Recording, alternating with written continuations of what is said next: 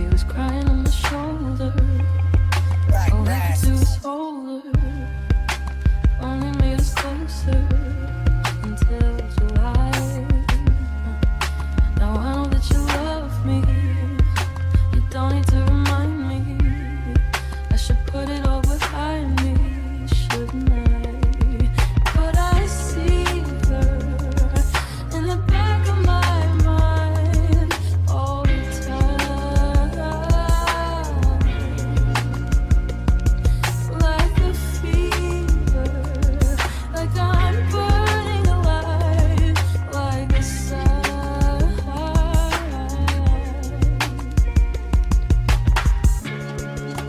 Good things don't last, and life moves so fast.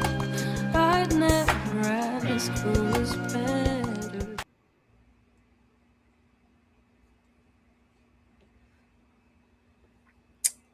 All right. Hello, hello, hello. How is everybody doing? I feel all bittersweet. I'm excited to come here and talk about the episode, but it's the last freaking episode. Like, that's sad. I'm like, are you gonna call me like you said you was? Are you gonna talk to us again after this? Are you gonna roll up, for future lives? Happy Friday, people. Happy that you are here. Ashley, how are you feeling today? I'm feeling great. I'm feeling good. I'm ready to put this one to bed because of that finale. I'm ready to go on and put her to bed and then pray that next season we will get 10 1-hour episodes that uncover some stuff. But no, I am ready to talk about it with our crew who've been down since day one for all 10 episodes. Yeah, I'm ready. Absolutely. Yeah. Ashley got high fire. Let me bring Dom out. Let me bring Dom out. Dom, how are you feeling? And are you ready to talk about the testaments? Like, how you doing?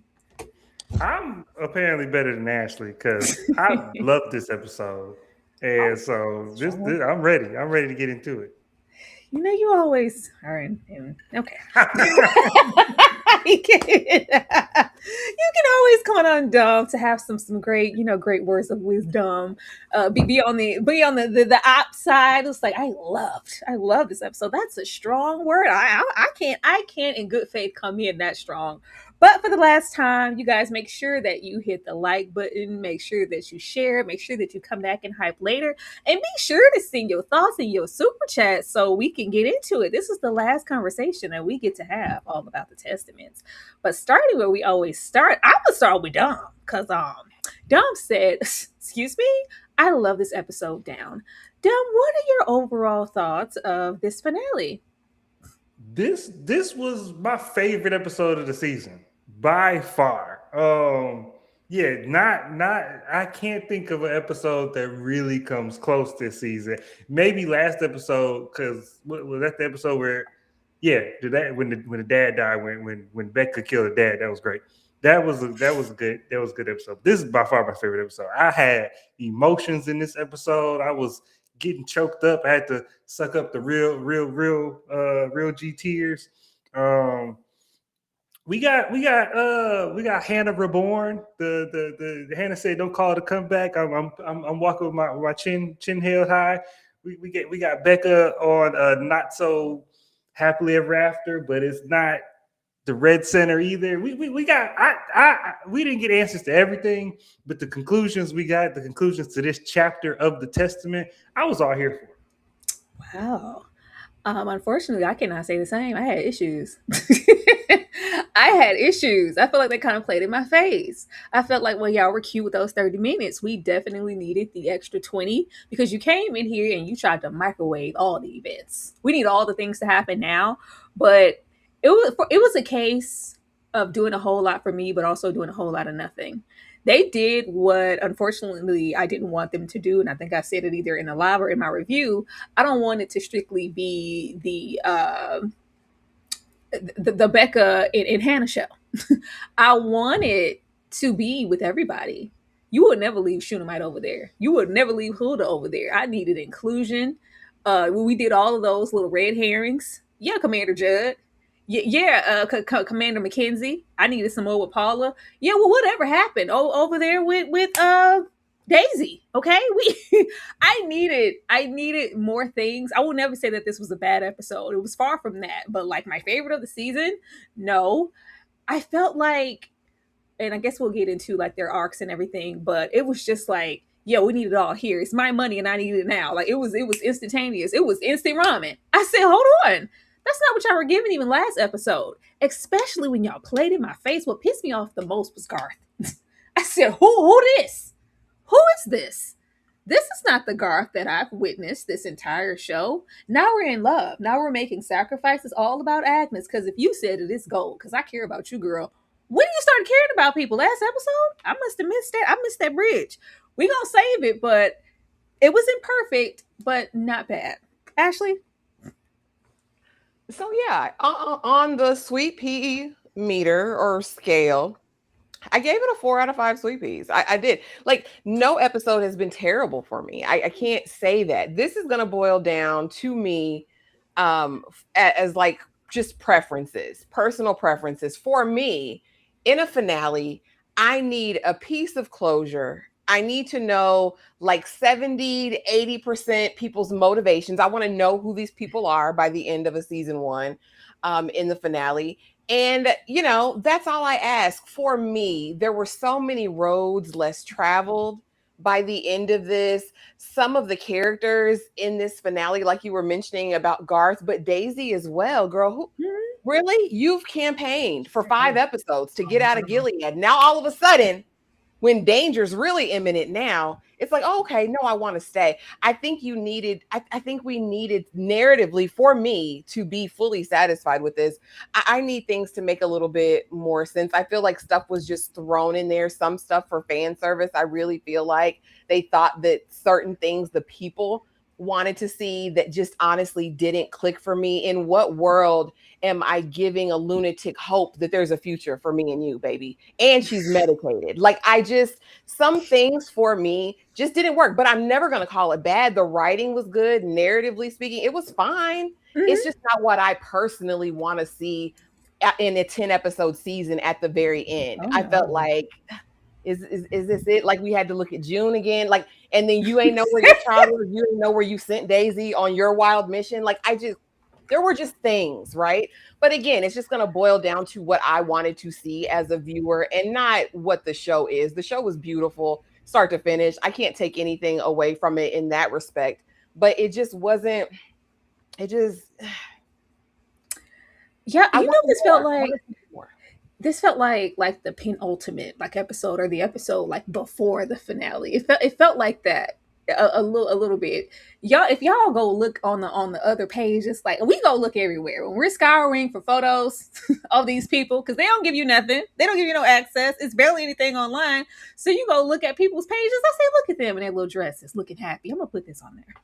I think this was on Chase Infinity's page, or one of their pages, one of their personal Instagrams. But it's like, where y'all get that picture from?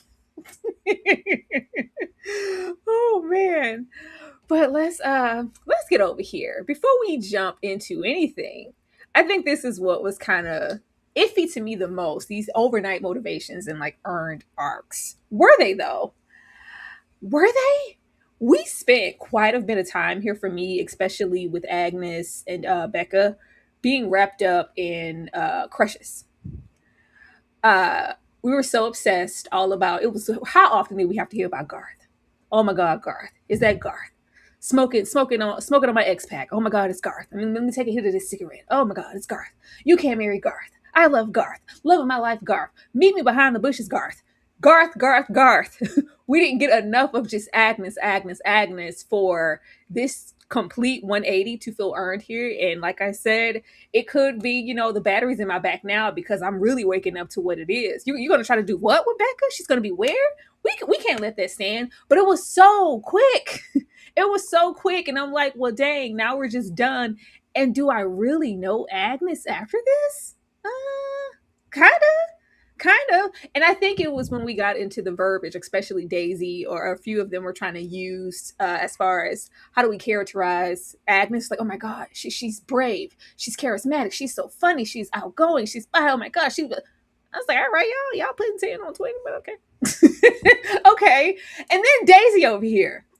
Baby, you cannot give me, I'm gonna say 85% of the show. Daisy just wanted to go home. From the time that we met whoever got hung up on that wall. She said, "Oh, this is what I signed up for. You never said that it would have to be this. I want to go home." It took a minute to gain trust for her to even just gain access to the group, even to Agnes, because Agnes was a bit guarded, and when she wasn't, we were competing for friendship. How this was making Becca feel, or a low key girl, what you doing over there talking to Garth? I feel like you too close. It was a hint of that. It took a minute for us to get to. I think by the time we got to the crack pipe, she said, "Girl, is that a smoke and a pancake? Is that a crack pipe in your room that you're hiding in your keepsakes? You know what, honey poo? I'm not even gonna burst your dreams. You have that." And it was like, you know what? I kind of see you and I see you too. And that was still, more so a pretty like later in the game episode. And then we have Becca, like, damn, it was so bleak. It was so bleak.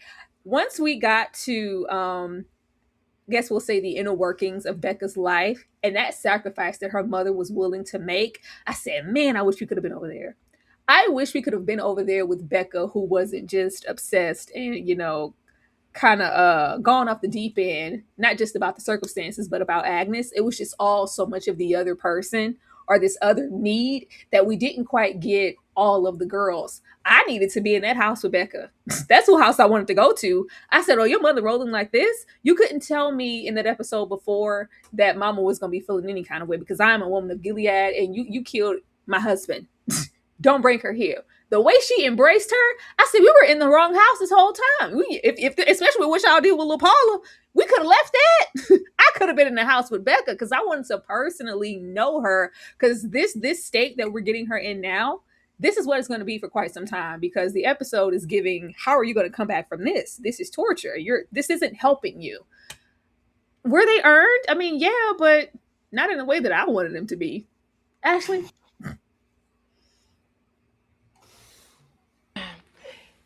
So yeah. And here's the thing.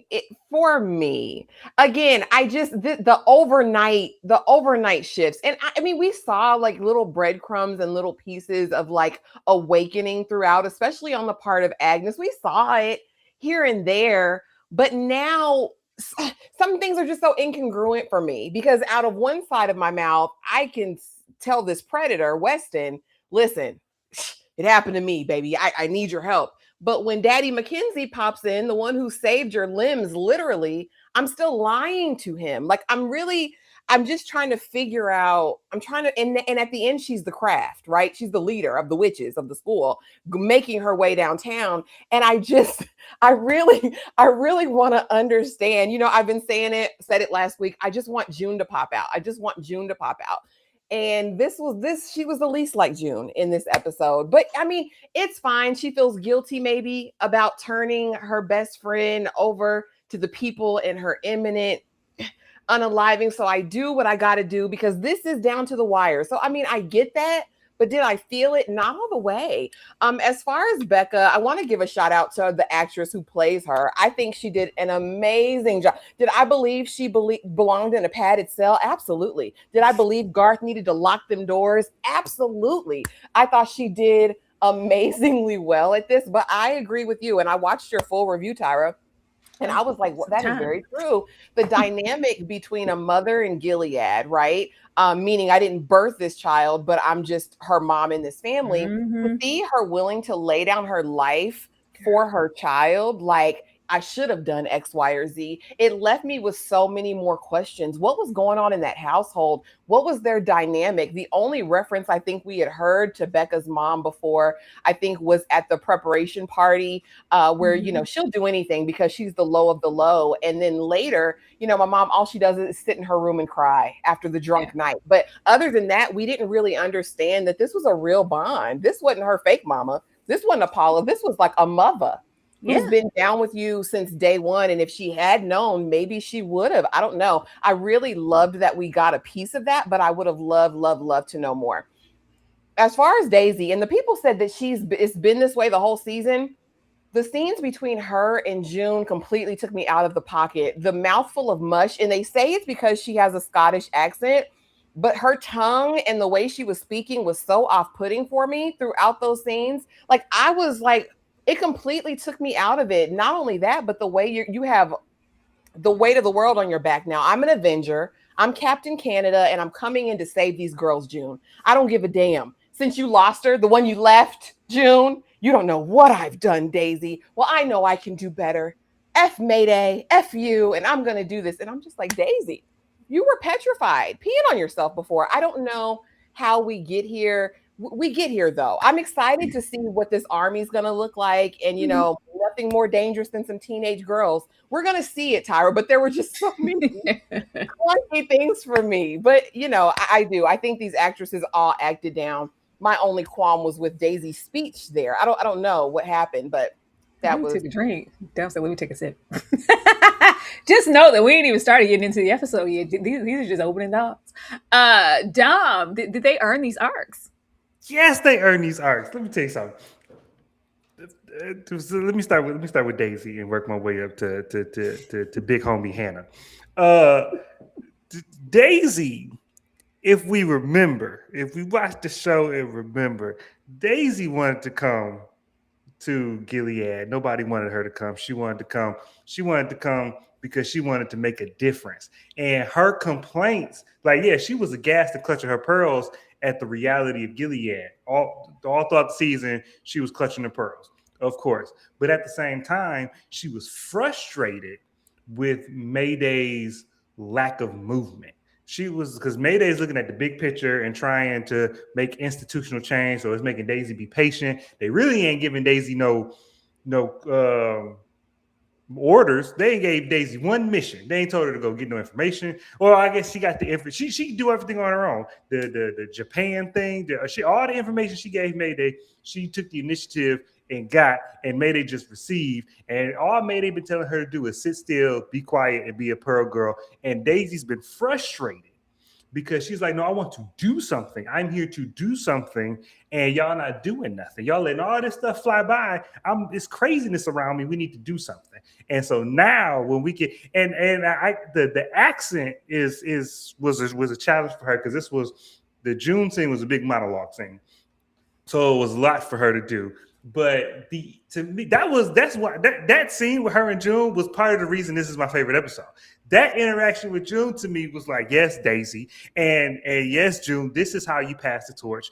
This is how the next generation, because June in Handmaid's Tale fought Gilead by espionage, and June did it in a very specific way. Daisy's not going to do it that way, and June can't do it that way anymore. June's so famous now that she can't dress up as a Martha and just sneak around Gilead. Them days passed, because everybody knows June Osborne, she who shall not be named. But Daisy can do that now, so June got to pass the torch. And that interaction between them, I thought, was well written, well acted, and put a point on Daisy's arc that it's like, this is my time now. And I'm gonna do it my way. And when she said, I'm ready to die about this, I was here for it. I'm like, oh, she said, I'm ready to die about this. This is because that's the arc of Daisy. Because she always wanted to do something, but she was so scared of the death around her. But now she said, man, forget the death. I'm here to make change. Let's do it. So that, to me, that was Daisy's arc, and we got there, and it was great. What is this middle girl's name? Becca. Becca. It's just so many white ladies. Becca's. If we remember, if we go all the way back to episode 1, the way we get introduced to Becca is Agnes's best friend, and we ain't supposed to have best friends. Every aspect of Becca's life is outside of the norm of Gilead. She don't want to be a wife because she gay. She love Agnes, who don't want her. She's Agnes's best friend. She won't even war. She ain't really supposed to be best friends. So everything Becca do, every turn of her neck, she risking her life, and she's just fed up. She's been checked out since we met her. She's been checked out of this whole process since we met her. And the closer and closer we get to her being married or her to hit these milestones, she just get more and more disinterested in this whole project that we're doing. And so to me, Becca to me had the most consistent arc on the show. It made all the sense in the world of how we got here. And big homie Hannah. Wait, and I watched you guys' reviews. I watched both of them. And Ashley, you said something that made me clutch my pearls because you said something. Ashley, she clutching pearls. I'm just saying, because you characterized Hannah as like a microwave. Her plot was like, it was like microwave because it was like overnight that she's now this like cosmic avenger. And to me, I don't disagree that it's sudden. She makes a sudden change, but I like it in more to a pressure cooker. Because if we remember last episode when we were talking, Becca was having hyperventilation, and she was behind the bedpost, and I was saying that part of Becca's struggle is that she understands that this world that she's in is wrong, and she's starting to see that she doesn't fit in this world, but she doesn't have, because she grew up in Gilead, so she doesn't have a perception of what another option could be. So she's crumbling under the pressure of, I don't know what a version of me looks like that's not this, so I have to be this. And so that's why I was saying that, because I was saying last episode she was going to be slower to wake up, like fully wake up, because she doesn't have another option. She can't visualize another option. In this episode, not only do we see her reject, and not just reject, but it being taken away from her, this life that she's been built up for gets taken away from her, but she now gets to see what her life is like without this. And so what we see in this episode is her coming to terms with, okay, this is the life I can lead. A whole lot of word salad. but we see the pressure get to a boiling point last episode, and now in this episode we see a release for that pressure. She has an outlet now. She has a version of her life that she can see that's not what old Dusty Paul had been telling her to do. And so Agnes to me was, well, I was proud every time Agnes when she walked out, when she walked out into the courtyard and she was talking smack. I was like, man, Agnes is here, and she pulling strings. She talking to the command. Agnes did more chess piece movement and got more emotion than anybody else in the show. She did more than Aunt Lydia. She did more than her daddy. She got stuff moved. She moved more dominoes than anybody else in the show, and that's Agnes. And what I think is, because we keep expecting June to come out, and I think I've been left at this loop. Well, yeah, but I think part of Agnes's arc, and this is me speculating, but I think part of what we're going to see with Agnes is a balance between nurture and nature. Like we see, and even Daisy says something to her this episode about the aspects of June. That's an element of nature, but she's not June because she grew up in Gilead. So to me, she's going to be more of a June mixed with Serena, in the sense of like she's going to navigate this in a way of a woman in Gilead. She's not going to navigate this like some outsider trying to change Gilead. June, no, I don't want to see June. June is Daisy. Daisy is so June coded in a bunch of ways. It's not that. I never expected her to be June, even in the sense of her hyperventilating last episode. I think we were waiting for so long. We spent so many episodes just waiting. Like, why is it taking so long? I thought at this point we would, to the point, even after last episode, we were like, yeah, we're probably going to get that uprising type of energy, or her becoming a little bit more aware in the next season, because it's just not here. When you ball it up and you make it so instant, something about it feels disingenuous. Everybody around her seemed to accommodate this new instant Agnes. It was like, oh, well, baby, I thought you breathed wrong. The aunt's gonna smack fire out of your life. Like that's what it was given. But here it's just I would think that, and not to steal from another show, but the best show in the world, Game of Thrones. There's a scene with Littlefinger and Varys, and they talk about power. And the end of the conversation is that power resides where men think it is. And the thing is, the women in Gilead, certain women have a certain level of power, and June did this too when she was a handmaid. There's a certain level of influence and power that women have.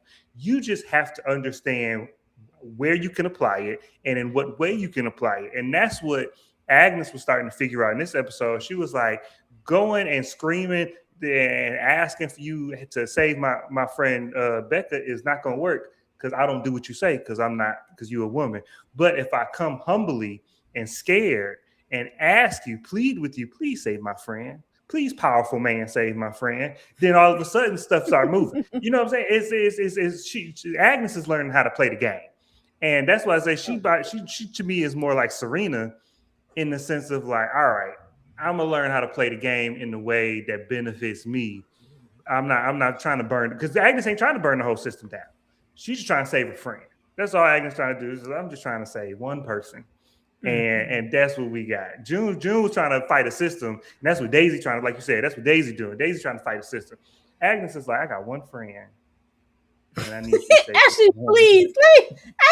Because June wasn't by no damn system. June was trying to get her baby back. Like, it was everybody could go but her. And when I said I wanted a piece of June in Agnes Hannah, that was self-preservation, damn it. What I didn't want to see is what we've perceived and what we've heard from Agnes this whole time. Like, I've been afraid. I've been super fearful of ruining whatever this idea or this dream of life is. And now I'm gonna give everything to her. First, I get her saved, but then I'm gonna give her my man too. Like, I'm just gonna lay it all out for Becca, because this is her only hope in a future. When she's been so docile and so afraid to say anything, to move, we literally just saw her let Hulda sacrifice herself. She came in the final hour, but for this full bold approach to come out the way that she did, I just, and like you said, it could be a pressure cooker and fine, but I'm just saying, give me more than a 30-minute episode to bring her further to the point for me. I can't with y'all. My bad. I thought this was an icebreaker. Thank you so much for the super chat. She said, blessed be the fruit of today's live. Under his merciful eye, may thy comments overfloweth with super chats. Thank you. Absolutely. Say that again. It's gonna be a long live, y'all. Hope y'all got some snacks. I don't have Hope y'all got no snacks. Hope y'all got some water. Just have some libations around. But leaving this and getting into the start of this episode, the start of the episode is crazy. We've shared so much. I love it though. Soak it up while you can, because it's the last episode. Now this here. We get into this coroner report, and it was like, oh yeah, we was stabbed. The way that vigorous report said that those stab wounds were from 1 to 4 inches from the chest, leading all down to the genital area. That was my focus, the spot of blood and everything, and us coming to the revelation, like, oh, my friend is really gone. This wasn't a nightmare. This really freaking happened. But I got my hands on that report, and this is what it said, and I was like, oh, that's where we're gonna leave it. We're not going to talk about it because, we found out later that they just kind of want to sweep it under the rug and focus on the bigger picture. Let's just not even rock the boat. But I was like, I really wanted confirmation on Becca's motivation. I guess we're going to have to lead with the last episode when it was like, okay, well, did something happen to you? Did he ever touch you? Did he ever hurt you? She said no. But I thought with so much, when she said it was some passion behind every single stab wounds, like the assailant was bad as hell, and it's like it was all just strictly Agnes. I don't know. I don't feel completely okay with that. Especially, you guys have been very vigorous about saying that it happened in the books. So I was like, are they trying to leave it kind of open ended, or are we just supposed to just think that this was all about Agnes and what you did to her and how you hurt the love of my life, in my mind at this point, my best friend, I need to do this for her. But for the way that it looks in the home, especially, y'all messed me up with the mom. I said mom says a whole lot. The mother and then the matriarch of the home says a whole lot about the structure, and it's giving that this is, and even how she reflected on, oh, go to my dad, he'll help you out, he'll wrap you up lickety split. They were good parents to her. Great parents. So it's just like you were that disillusioned and obsessed all about Agnes that you went in there and stabbed who was a good man, Savannah, to you as a father. Best father you ever had. One of the greatest fathers as far as we know, with his little musty gray suit. And Gilead, these parents loved me. They protected me. They never harmed me. But just off the base of just Agnes and what she mentioned you done to her, I got to stab you. I have to kill you right now. And we just have to find solace with that. I was like, well, I get it, but I just knew that we were going to discuss further. Well, actually, he did do X, Y, and Z, but we didn't. Actually, did you want to know more about the motivations? Did that coroner's report do anything for you? I mean, yeah, it was wild because we saw the, but apparently it was way more than what we saw because 1 to 4 inch deep stab wounds all over his body and in the genitalia. We didn't see all that. We saw the in the chest. We saw a couple more, and we walk out like the Omen or whatever. But now it did beg the question for me, and I think they were intentional into not really into leave that area kind of ambiguous for us, the audience. Because I think that's how she's perceived in Gilead. I think the impetus for Agnes Hannah going over to Garth was something Paula said. She's soiled anyway, right? If he was doing that to the other girls, what was he doing to her? I think in the conversation where we have the aunties come over and we're talking to Becca's mom said, I didn't, but I should have. It kind of makes you think, well, maybe there was something else to it that we don't know. I'm fine with the ambiguity of it because I still think at the end of the day, this was a break. This was a psychotic break for this girl. Like, I think, the one true love that I have in this world that I perceive to be all mine has now been touched by something else. This is divine justice. I'm the hand of the Lord. I'm God's instrument, as they call it. I need to make this right. And I don't think it fully connected. Like I said, I felt like Becca was breaking from the moment Agnes told her that to the dinner to later on. I think this was just part of, the repression of it all. And we've seen it. We saw it with Commander Lawrence's wife. We've seen this in Gilead before, that like breaking of a mind. And I think this was just kind of the catalyst for that. So I'm not really bound on it. Y'all know I thought Becca was crazy anyway. So the fact that she would do this just off the strength of Agnes doesn't surprise me at all, because Agnes is mine. That's mine. Like, what was that little girl in Animaniacs? Mine. I want to love you and squeeze you and kiss you and hug you. And she's like squeezing the animal to death. That's how I view Becca. So yeah, no, that the motivation, I'm fine with it being ambiguous. Maybe they'll clear it up. I know the book clearly says that he did violate her as well, but they do seem like they've gone in a completely different direction with that. Dom, were you okay with the ambiguity, or did you want a little bit more? I didn't think it was ambiguous. My Yeah, well, because to me, when Agnes asks Becca, did her father ever touch her? To me, there was no. Becca's response was so absolute to me, in the sense of like, no, of course not. Why would you say that? That's ridiculous. And there wasn't, like, to me, from a cinematic, a visual storytelling aspect, there wasn't any hint of like she's repressing something or she's ignoring something. I just didn't get any hint of that. And from the moment we met Becca, to me, this was the straw that broke the camel's back. I don't think this was all about Agnes, but it was the match that led it. Because from the moment we met Becca is repressed, depressed. She's all depressed, and it gets to a point where the one thing she has is this dream, this fantasy of her and Agnes, and the realization of what her dad did to Agnes, I think, ripped it all away.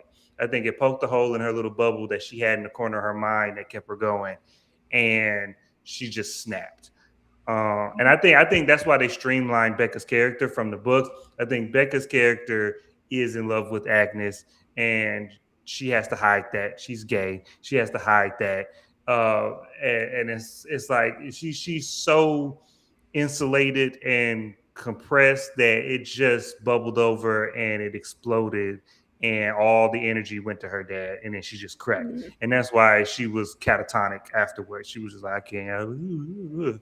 I think that's what it was. I don't know. I'm gonna let them make it, because all of this is just off the backs of the crush and the love of my life. And like I said, this doesn't too far mirror what Agnes felt all about Garth and the obsession there, but we wouldn't go as far as to commit murder. Like it's I fine. Y'all want to keep it open.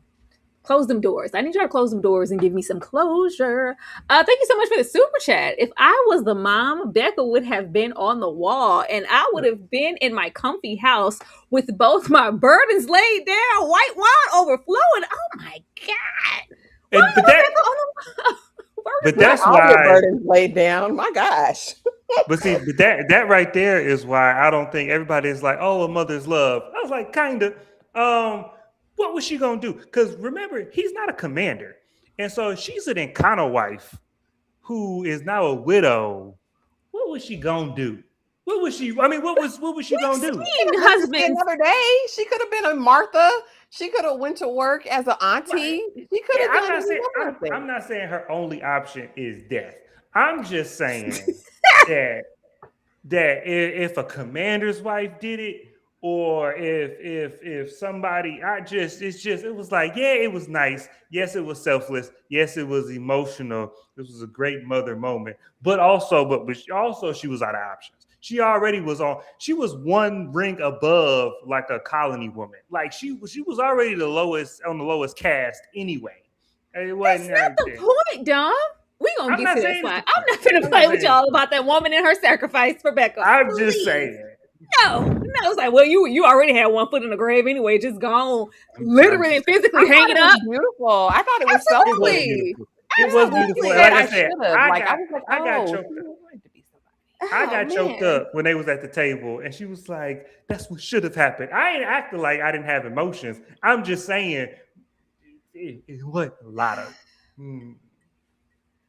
Are y'all arguing in this chat? We are. I'm like, what is happening? Where's the moderators, Tyra?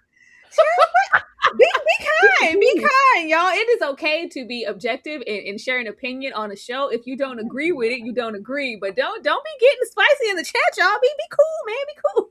It's the finale. Let's get over here because I'm about to get spicy. Becca is all girl interrupted. We're over here. We're catatonic. We're singing. We've seen this song and dance before. And just who we thought might rolled up. Aunt Lydia. Powerless, per usual. Yeah. Supporters, speak up. I can't hear you. Where's that power? When was this battle axe coming in here with power? Yeah. Okay, I'm going to leave it up. I told y'all way before any power that Aunt Lydia ever had was tied to a higher ranking commander, and we had to beg, borrow, steal, be secretive, and I got some tea that could maybe help you later to even guarantee us this position in the first place. It's always been a bargain. It's never just been solely her coming in with the cavalry. Y'all act like if she told or anybody told Aunt Lydia what was going on, she was going to personally take down, collect bodies, put people on the wall. She had the power to come in here with a key and unlock it and just personally walk back out of here just based on the strength of her word. It was never going to be that. And I know that. That's why I expect strategy from her. Above all else, strategy, because I've been here before. I've seen it all. I've been a part of it all. I know what I need to do to maybe give her her best shot. No, I'm in here begging and pleading with Commander Judd like he's going to listen to me. I said, girl, you get on my nerves. Oh, she get on my nerves. That's why you always want close. You always one step closer to them steps for me, Lydia. You could just go down and never get back up again. You shouldn't have got back up that first time after she politely mollywopped you, dog stumped you, and stabbed you, and skedaddled your ass down them steps. But you got up. By some miracle, you got up and you survived. But we get in here, and it's like, I don't know the dynamics of Gilead still. I still don't know where I am. I still don't know where I lack in power. And I still don't know that these commanders are trash. It's like, she said, hey, man, get her out of there. You get Rebecca out of there. When he said, she has to pay. From the moment that she decided to roll over there and do divine justice and take that death into her own hands, all of her options stopped there. She's going to the Red Center. So, you would send one of those good godly plums to the Red Center? She said, my pearls.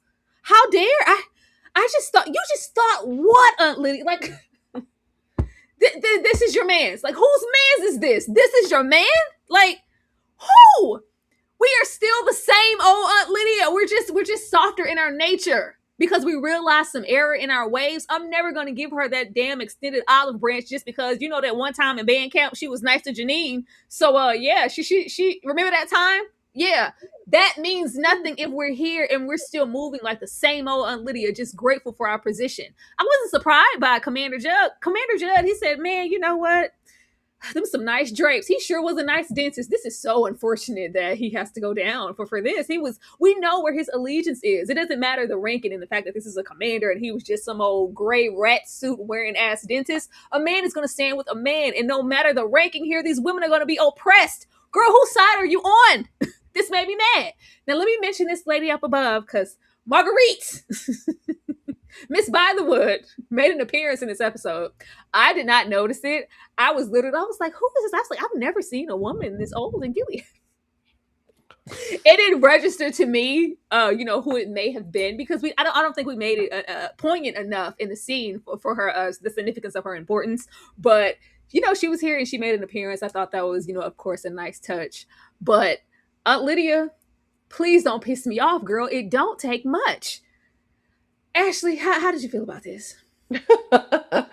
Becca said 1, 2, 3. The devil's after me. 4, 5, 6. He's always counting 6, 7, 8, 9. This is every time. Hallelujah. Hallelujah. Hallelujah. Amen. Listen, I was like, baby, go. I said, sit her down. Lydia said, give her some food. Take those off of her. Margaret Atwood says, sit down and shut up, Lydia. Don't touch her. Don't rile her up. Listen, we've already got her sedated.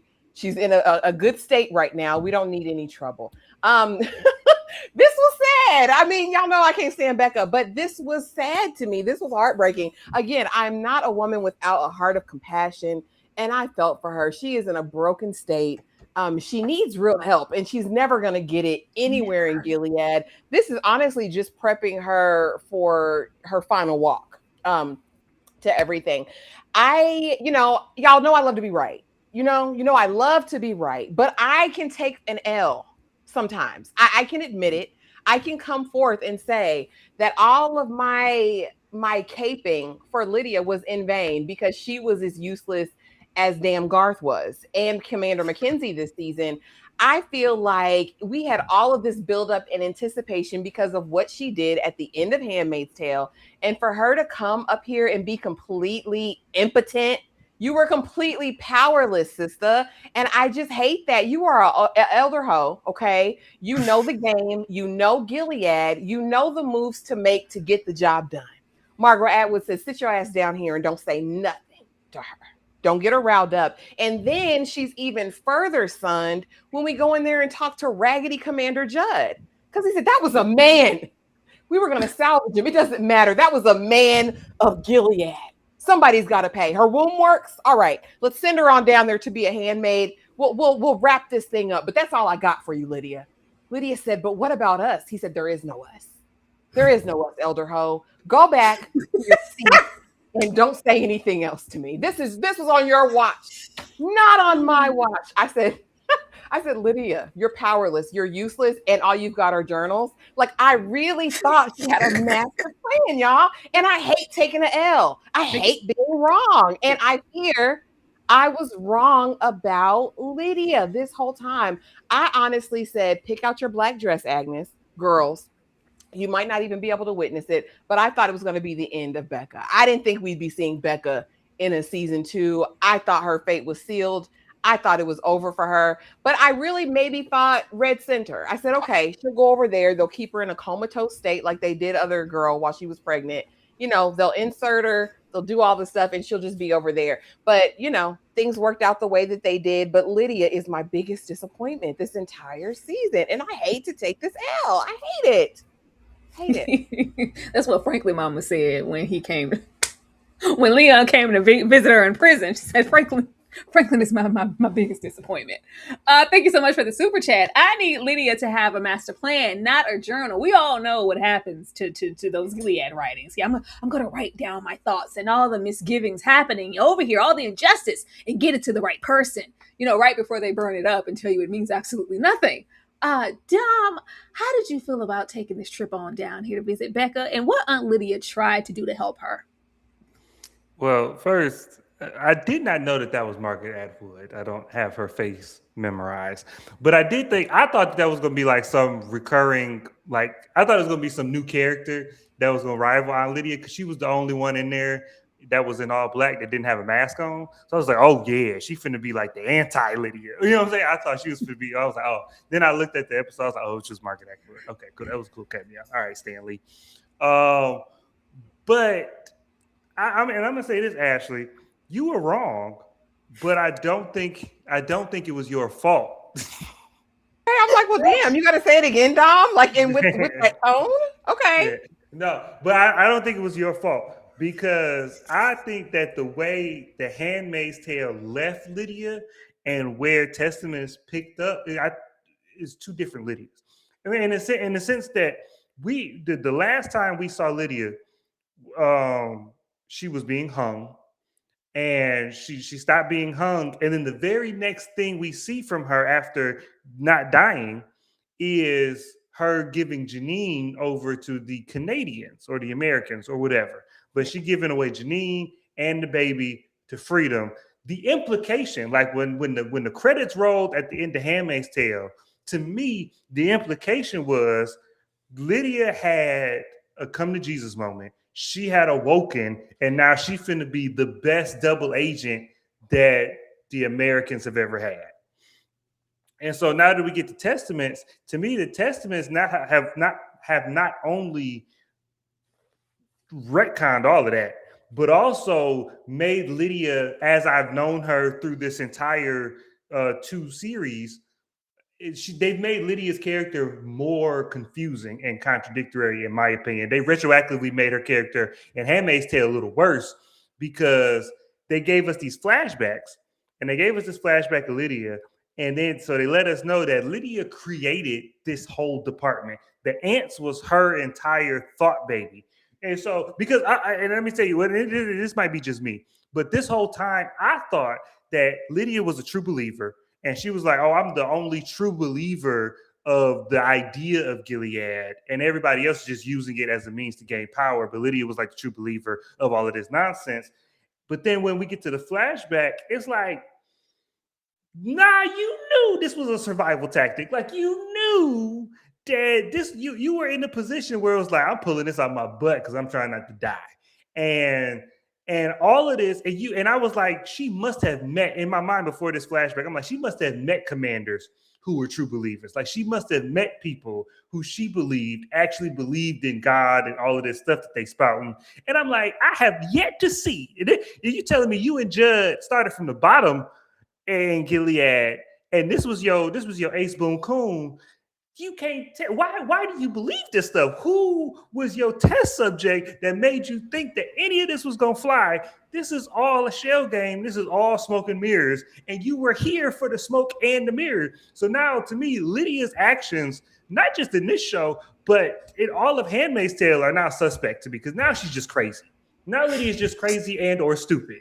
Like I have no expectations for her anymore because if you get to a point where she cares about you personally, she might look out for you. But outside of that, Lydia go do some dumb stuff. And I don't have any faith in her no more. Because I don't, to me, her writing has been so inconsistent. I don't know what they finna do with her. So no, I didn't like this part because this to me made no sense to me. Don't say now you just stupid. Thank you for the super chat. Oh shoot, RuPaul's Drag Race came on. I'll catch y'all on the rewatch. Love what you do. You know, I would probably leave for Mama Ru too. I love a good episode of RuPaul's Drag Race. Thank you for the super chat, and hopefully you come back and enjoy the rest of the show. Yeah, I just don't be liking all the smoke being blown down my back. Give her a chance. Go on, honey. Take a chance. Give Aunt Lydia a chance. You can't keep making her atone for what she did. Like she's changing. It's just wait. Watch how she pop out this season about the girls. Just watch. Oh, she's Mayday. She got something in them coat pockets. Where's that? Pull it out. Where's something to slip into one of them commanders' drinks? Where is this double agent energy? Because I'm seeing somebody who's content with their position and their job. Okay. Say it with your chest. Oh, yeah, okay. That's what I thought. Nothing. Let's get over here. Because, Okay. Daisy, if Daisy's popped out one more time in this episode and said she's doing something, she's getting active. Everybody's doing something. I'm doing something too. I'm something. Daisy does something. When she rolled up on Garth, said, "Don't you have a gun? Don't you have power? Don't you have position? Get in there and do some. Go shoot." Like, my thing is, we are trying to really be set with, this Seven Nation Army energy. I'm an army of three. Okay, it's nothing that's gonna stop me.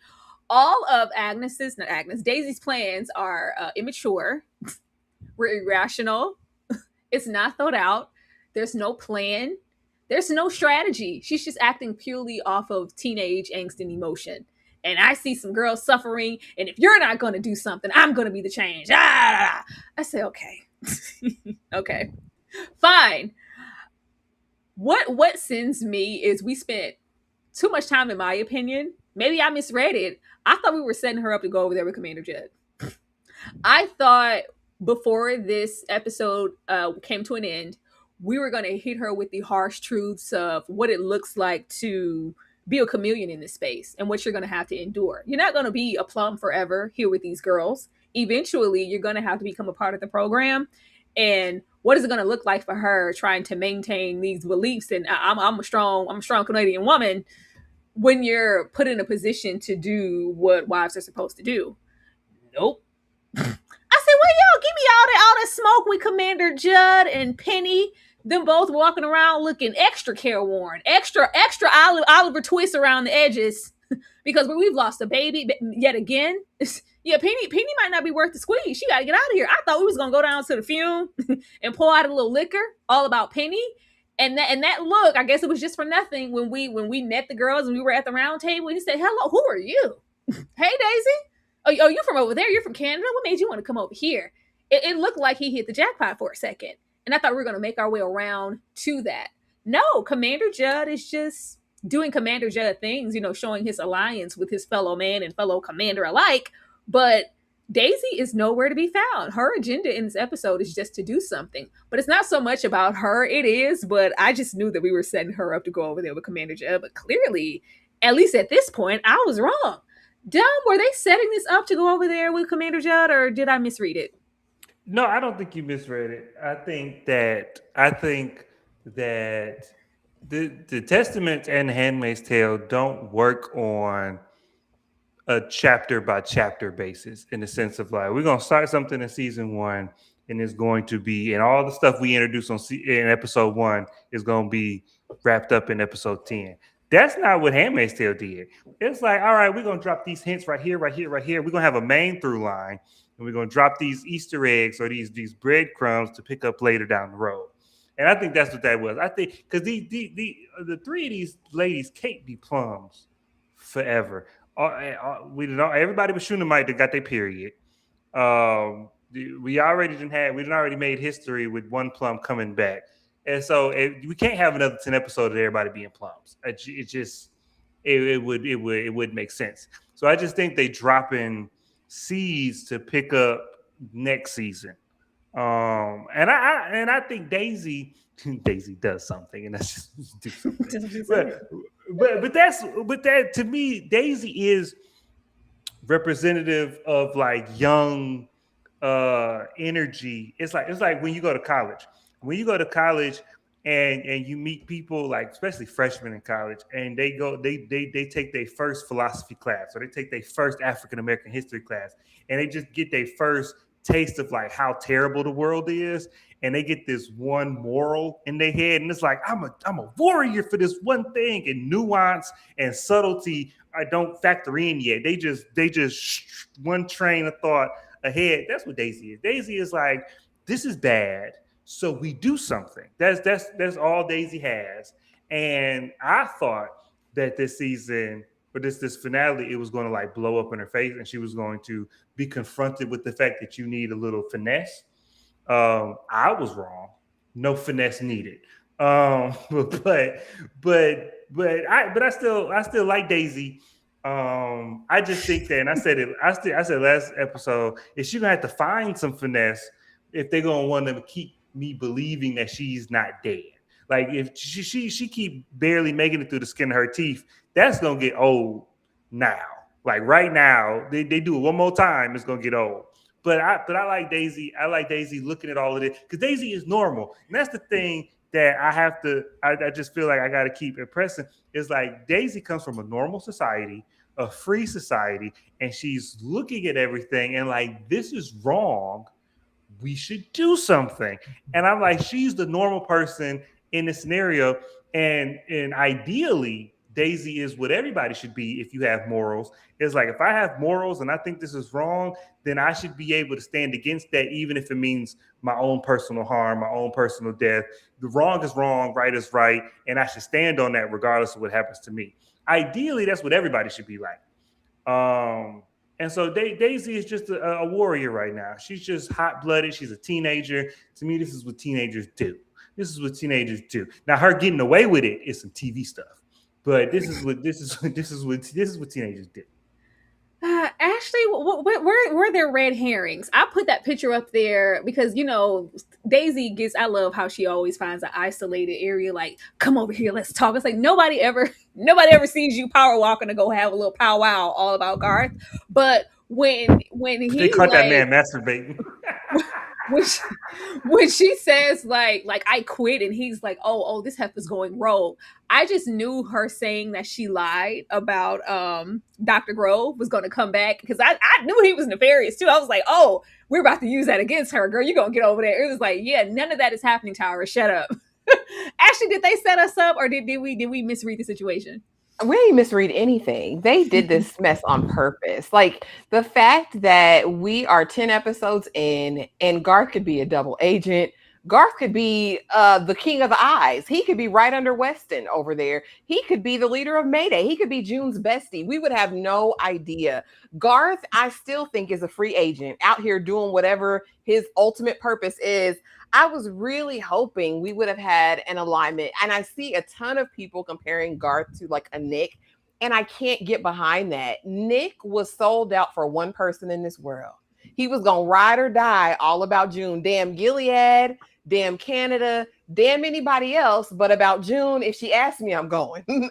Garth has no allegiance to anyone. There is no country for old men. For Garth, he ain't got an allegiance to his daddy. He ain't got an allegiance to Daisy. Y'all been shipping that. Oh, that he loves Agnes. Garth don't love nobody but himself, in my opinion. That still stands for me. Why he did what he does at the end had to benefit him in some way. You're not gonna make me believe that Agnes's crocodile tears made him do something, or that hug in the garden. Have some grace, really, Garth?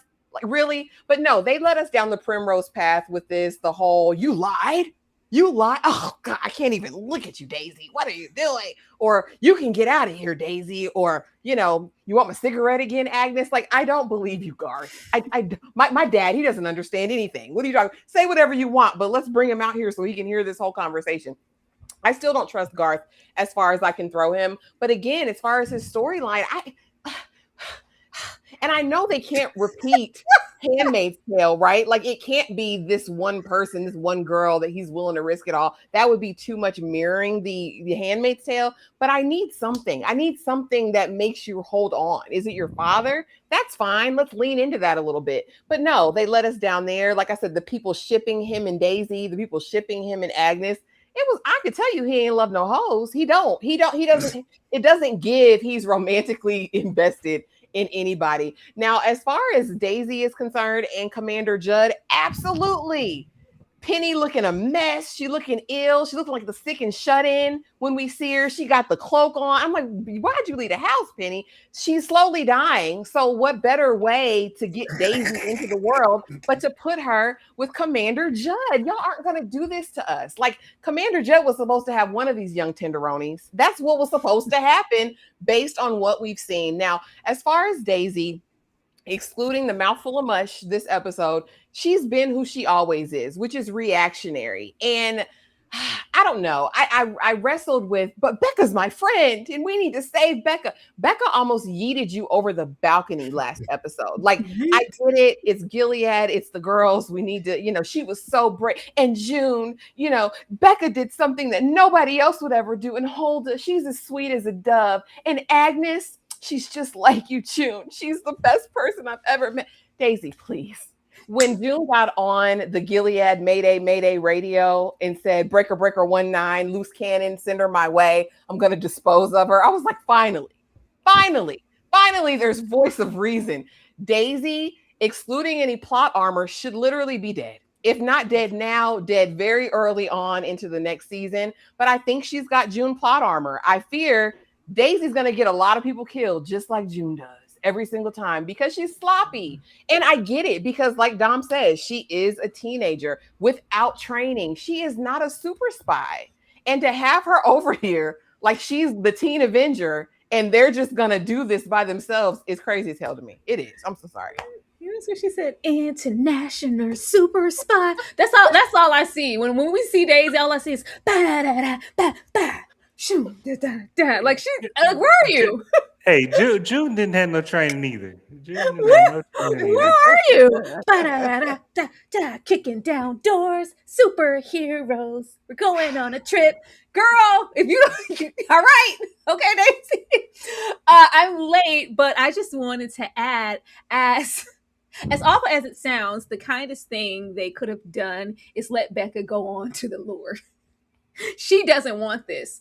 She don't. A case can be made about, showing mercy, but we'll get there. This is still Gilead being Gilead, and these aunts prioritizing what we're always going to prioritize the man in the marriage. They feel like that's just going to save and course correct something. If you can't see how mentally broken that she is, I don't know. We don't need to expect anything from anybody here, but it's like, it's not even a case of where Agnes was just suppressing so much and internally I'm dying. Like, no, she is suffering on the outside. It's on her sleeve. Like, there's no marriage or anything in the future that could just help her in the way that it needs to in Gilead. So it's like, what was this all for? This I don't know why she couldn't have taken that little trip Daisy took. Like, get her to the border if that's what y'all want to do. But a life in Gilead, whether married to Garth, whether in an institution, wherever, is not going to give her anything that she needs. She is still a very broken girl. Very broken. Awful. Okay. Now you got Ashley already speak on Garth. This made me so mad. Maybe y'all in the comments, Tyra, maybe you should go run it back. You missed it, Buki. There were moments. There were nuances. There were glances. There were come hithers. All about. Shut up. There was nothing. I didn't go back to every single episode, but I went. I think someone did like a little montage online because it was, like you said, moments of them shipping Daisy or shipping Agnes. So they'll have these little collective clips. I was like, y'all can edit something down to make it look like something that it wasn't, but we very much had our own plan and our own agenda. Garth didn't give a damn about none of these girls. None of them. Even last episode when they came and hemmed up Becca, it was like, man, that's too bad. Wish I could do more for you. Like, it wasn't giving that I'm gonna sacrifice. When we're in the assembly and it's like, I can't take this, I'm getting out of here, and we go run to Garth and he consoles her. You need to do something. You need to help her. And he's like, I just can't. And then later we get the narrative of just do it for me. Do it for me, Garth. Do it for me. Do it for Becca. She needs you. Like, she's gonna be on the outskirts of Gilead, working in the fields or in the Red Center or somewhere locked up. It's gonna be hopeless. You have to help her. But it's like, what is that going to do, for my social capital in the middle of Gilead? Girl, I'm already low ranking. Girl, this is kind of encroaching on my plan. I had plans. Even when we had, I think Daisy mentioned, she was like, well, she loves you. She's in love with you. What are you going to do about that? Nothing. Well, you can't like follow through and, marry Becca. Like, why not? Of course I can. Like, that's a part of the stepping stones to get me to wherever I'm trying to be. If y'all didn't want to give away, who he was or his master plan or this agenda, fine. But you're never just going to convince me at this point. All of the like little cracks. I think it started the episode before where it was like, you know what? I really care about Agnes. Boy, let's just fight. Let's just fight, because you don't. Even if it was like, oh, this is messed up. You will never convince me that he will forego his own plan. And just off the strength of Agnes coming to find you in the heat of the night, you have to save Becca. You have to step in. You have to marry her. Like, just because I'm asking you, can you just do it? Fine. I'm gonna go take that green mile. Please. Please, especially how you ended up locking them doors later for Agnes. There must be a grander plan that we don't know about, but y'all can stop with all this love. There was no love and willingness to do this much sacrifice about Agnes threaded throughout their little relationship in the show. Please, Ashley. You ain't gonna make me believe he didn't call somebody on the back phone and be like, should I do this? It was just like, there's no girl. He don't give a damn about you, Agnes. Like, I don't think he wants to see her go the way of the dirt, but he don't give a damn. Like he said, I ain't never thought about loving nobody. I don't love none of you hoes. Like, what do you think this is, Daisy? And when you tell me that she loves me, what are you gonna do? I'm gonna use it to my advantage in whatever way I can. You don't think he's gonna call in a favor later or be like, I did this solid. This is about leverage, in my opinion. There has been no moment in this show where I have felt like Garth loves any of these girls. I'm so sorry. It never gave that. I want to see Gilead burn. But for what, Garth? But it ain't about these girls. I promise you it's not. When Daisy said, well, how can I get out of here? I'm scared, Garth. He said, girl, you'll get out when we get out. Like when it's over, when the battle's finished. Like, what do you? I don't think so. This was all about him looking a certain way in front of whoever he needs to look a certain way in to advance whatever his secret super spy mission is. But definitely, he don't love these hoes. He does not. He is not thinking about a girl. Y'all can't make me believe it. He's not thinking about nothing. He ain't thinking about no girl. Not in Gilead. Okay. Hold on, it's the piece Maybe of his mama. Dumb.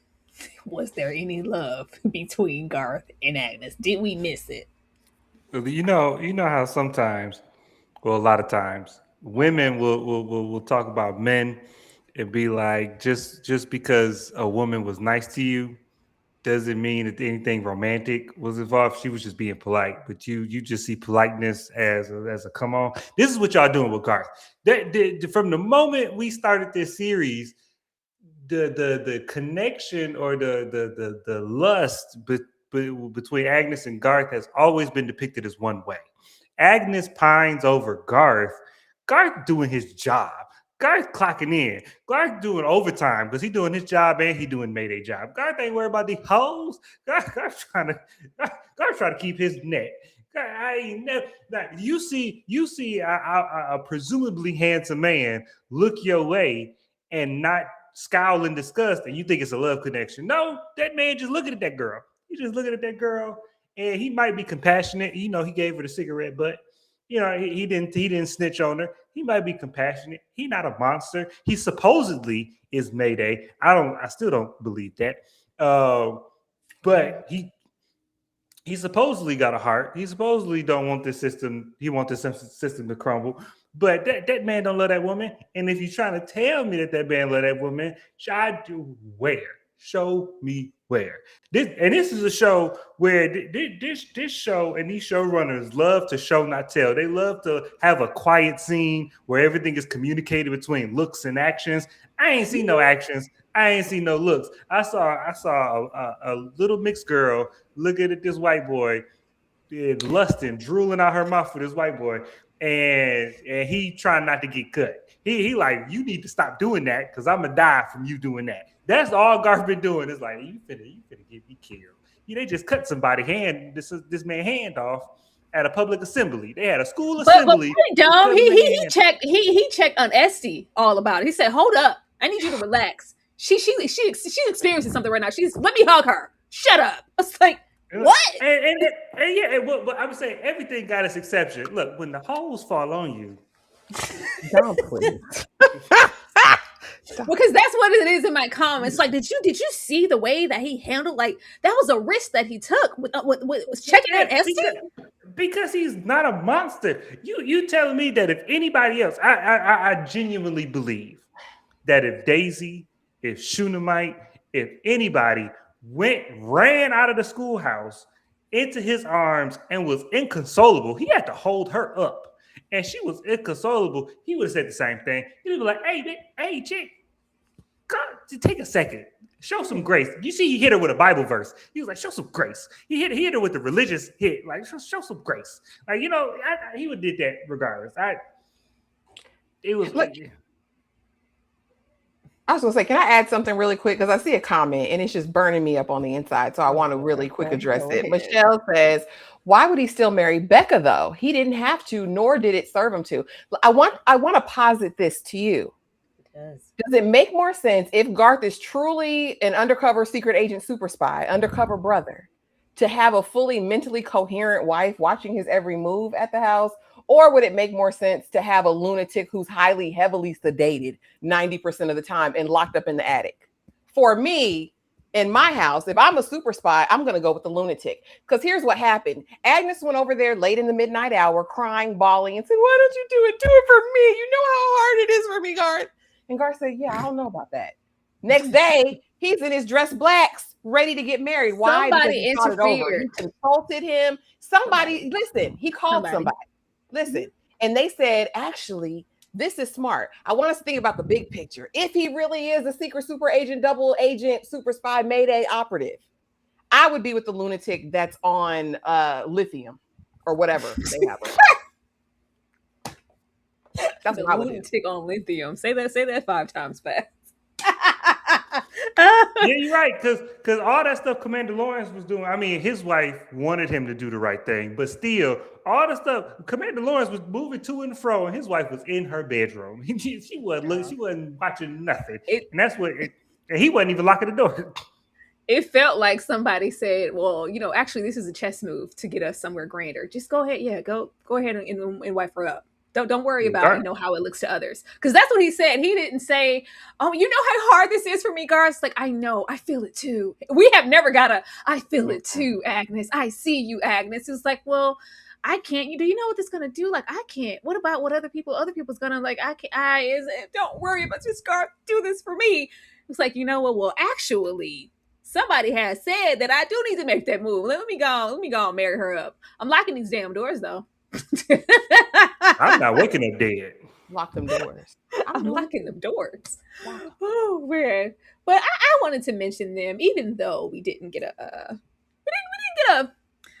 whole lot of nothing. For the time that we spent with Paula, I expected a grander payoff. I didn't expect her to be in this drunken low. We didn't get one slap out of Paula. I just knew we were gonna get a backhand from her. At least once. No. We have her she's just disheveled. I'm just drunken. I'm an alcoholic state because you didn't follow through. What did you do? You scared him off. I always knew that June Osborne was gonna peek through and you were gonna mess this up. You and your low rake and your station, so you just damaged goods. So it's just awful. I just hate it here. I gave you all the tricks of the trade. I gave you momentum. I gave you Commander Weston, and you ruined it. Grr. I was like, that's it. That's it. And I just wanted to put Commander McKenzie here because I told y'all he wasn't gonna do nothing.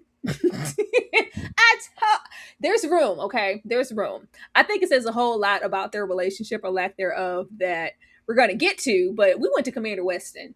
At no point in time, maybe she's feeling like I came to you and you told me one thing about Becca and the eye or all the women dressed in black rolled up and carried her away. Maybe I can't trust you with things, to help her. You didn't help her then, but the 180 or the come out, the reach out, that fatherly bond that we thought was going to kick in, like, oh, he's gonna show up. And the most we got from him, he was kind of consumed with the same thing Paula was. So did Commander Weston, like, did you hear anything? So he really don't want to be with the kid? I mean, all right, cool. I'm not tripping. Like, anything else? It was like, I don't want to share that with you. I don't trust you with that information. I thought this was Super Dad. I thought he was, entangled over there in Japan over there with the folks, and he was going to come through with the cavalry on a bus and say, all the while, you thought I was this person, but I'm actually this person. It was like, no, I'm just complacent Commander McKenzie. I'm going along with the process of Gilead, and that's just who I am. And that's fine, but I wanted to let you people know in the back that this is not the man that y'all thought he was. Dom, I see your faces down there. Anything you want to share? Did you want more from Paula and Agnes? And did you expect anything from Commander McKenzie? I love Paula. Let me tell you something. When we first met Paula and she ride on that horse, I was like, I love Paula. And Paula's one of these people. Paula's one of these people. She was. I know before Gilead, you wasn't nothing. I was like, whatever Paula did before Gilead, she was bottom of the barrel. I just know she got her first little taste of power and status, and she just wants some more. She's just trying to live vicariously through. I think she married. She tried to make the best of marrying Mackenzie because this is Mackenzie's second wife, and so that means Paula was on the verge of being a single woman or a widow or something. So she had to marry Mackenzie, and I think she's trying to climb the social ladder through the matchmaking, and so that's why she was so distraught because now she here with this spineless commander. Like she's got a commander wife, but the worst one. But I love Paula because she's so one or the other. She either very poised, put together, or a disheveled mess, and it's always fun to watch. I didn't expect nothing from Commander Mackenzie because why would I? The him going to Japan was a revelation to Canada. But from a Gilead perspective, I always assumed that he was just an errand boy. I didn't think he was making no moves. He wasn't. I didn't think that the Japan thing was something that Gilead didn't know about. It was just something that Canada didn't know about. I'm like, go over there and take these meetings and do what I say. And you're probably good at math. Like he might have been like a mathematician or an economy major or a business major before Gilead, and he's just good with numbers. He's good at keeping the books, and so that's why we made you a commander. There's nothing. He ain't got no spine. Now with this episode, I saw a little hint of something more than what we've been seeing because Paula just blamed Agnes. She was like, "What did you do? I did all of this for you. This is your fault." Commander Mackenzie was like, "This is his fault. I don't like him. He was talking stuff. He wasn't gonna do nothing, but." All of his anger and angst was towards the other commander. He didn't really have no smoke for Agnes. He was just like, do you know why? But everything before that was like, he ain't, if I could, I would type stuff. He had smoke for the commander, not Agnes. So I think if he get pushed to an extreme, like if he see Agnes being beat in the street, he might do something. Like if it's an extreme situation, I think he might find a chest to poke out. But other than that, this man need to go punch some numbers. That's all he good for. Beating the street is crazy. Actually, what did you expect? At least the most we did get out of Paul is she said, "Baby, when they wanted to serve you up on that platter, your father had the nerve to step in and protect you. But I always knew that you weren't worth the trouble." Type of energy, but. As I'm speaking on Paula, as far as her reaction, this is warranted. I just expected more because we spent so much time between the two of them and their dynamic and her kind of getting her courage up to even poke her chest out with Paula because I'm, a wife soon to be. And I'm like, I just didn't feel like the payoff was there, but I expected this from Commander Mackenzie. Ashley. Paula said, "No more wire hangers." Christina, bring me the axe, Christina. Her scrubbing that floor like a meth addicted crackhead was everything that I needed. And I've had a couple days to now sit with the episode, and so I'm like kind of fully sitting there, right? Because it also gave a tinge of Sugar Avery. Every girl child need a daddy, every woman need a man. I needs me a man, Alfred. Because what did you do? It's always the woman's fault. It's never the man. A man like him isn't just going to walk away.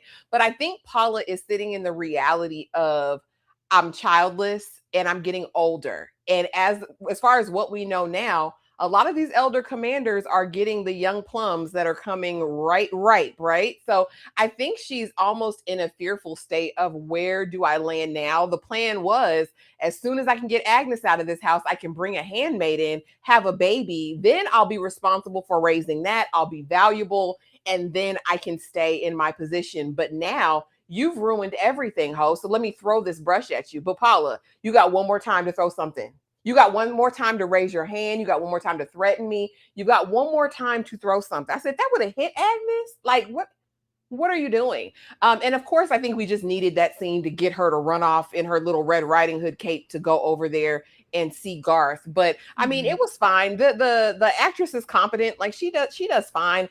I too thought it was going to be like, let me shake you. She's been threatening physical harm this not entire not I'm time. not even just So I that, just thought that maybe narrative of something. her as a therapist, or the fact that she's moving like, especially all the horse analogies, she's moving like a woman, like she's threatened, like I'm going to be put out to pasture if I don't, materialize something.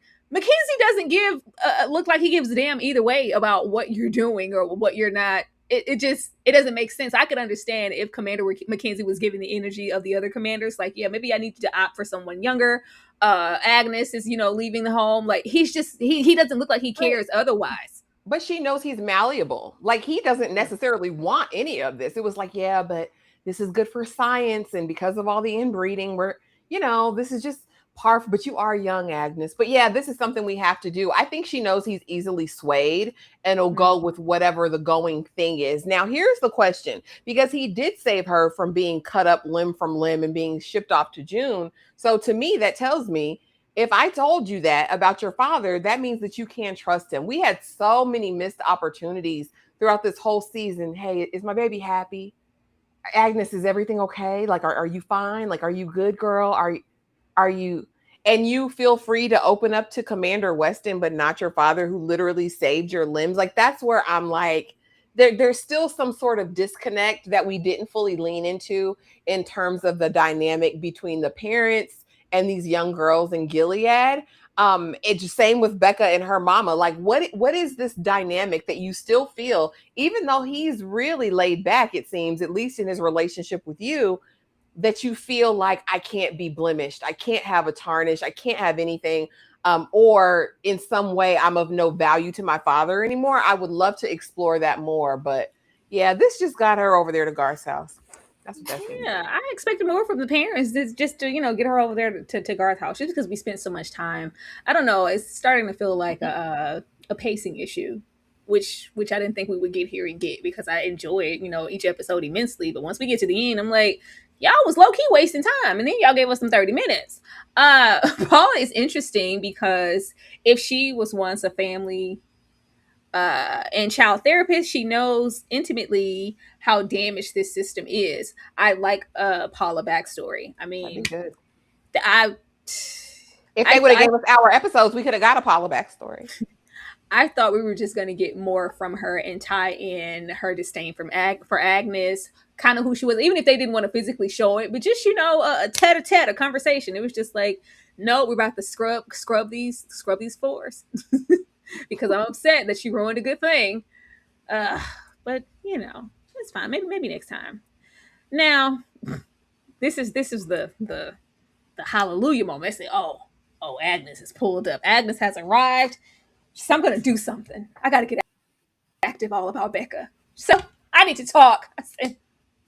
I said, girl, Vidala. Oh, people, you can go to Vidala. But apparently we needed to go to Vidala, because all it took was a pair of glasses being put on Vidala's face. Oh, I said, oh. Now we're back to what I thought about in the beginning, even though we set it up to be something different. Because I said, I think episode, when they did those 3 episode premieres, I was like, I don't think Vidala has the courage of her conviction. She doesn't like this. Like, I don't feel like she's fully committed to Gilead. Like, she's just going along and get along. But then we spend the rest of it with her doing everything but. And what at least care to have plot conveniences and have an air of mystery.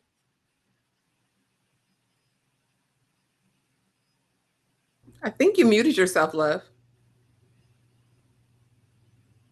It's the AT&T internet. Can you hear her, Dawn? Oh, okay. I can't hear you, boo. Yeah, I thought it was just the AT&T internet. You gotta get off that.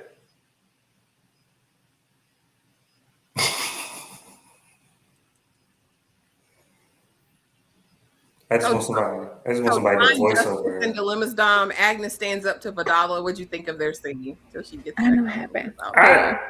There you go. There you go. Oh, I'm back now? I literally did nothing. I touched nothing.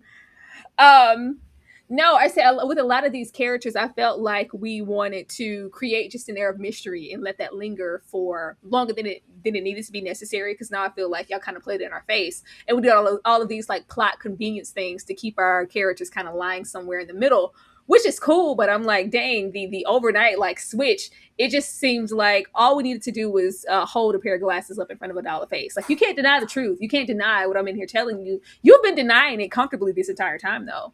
You've been complacent this entire time. But when it's Agnes and she's coming in here and she's being strong, standing in her word, really? You taught this divine justice. You said if we follow that you would protect us. You said if we did this with this eye for an eye type of energy, and the moment one of our good, plum girls who you vowed to protect goes out there and we enact it, then she's punished for it, and then she's discarded. There's no protection. You said that you would protect us. What are we doing now? She said, I'll pray about it. I'll lift her up in prayer. She said, blessings, thoughts, and prayers. She said, yeah, that's not enough. That's not enough. I need you to do something. And then Vidala instantly shuts down. It's like she has an instant like come to Jesus about what am I doing? And I can understand like it takes, for you to hear it out loud. But just what's that last episode? She was trying to get what's her name? Trying to get Daisy to change her mind. Are you sure that's what happened to you? Mm-hmm. She's been a professional gaslighter this entire season. I don't care what happened. I know what happened. I know what Gilead is doing to you, but I would prefer to ignore it. But when Agnes comes in here and says something, it's different.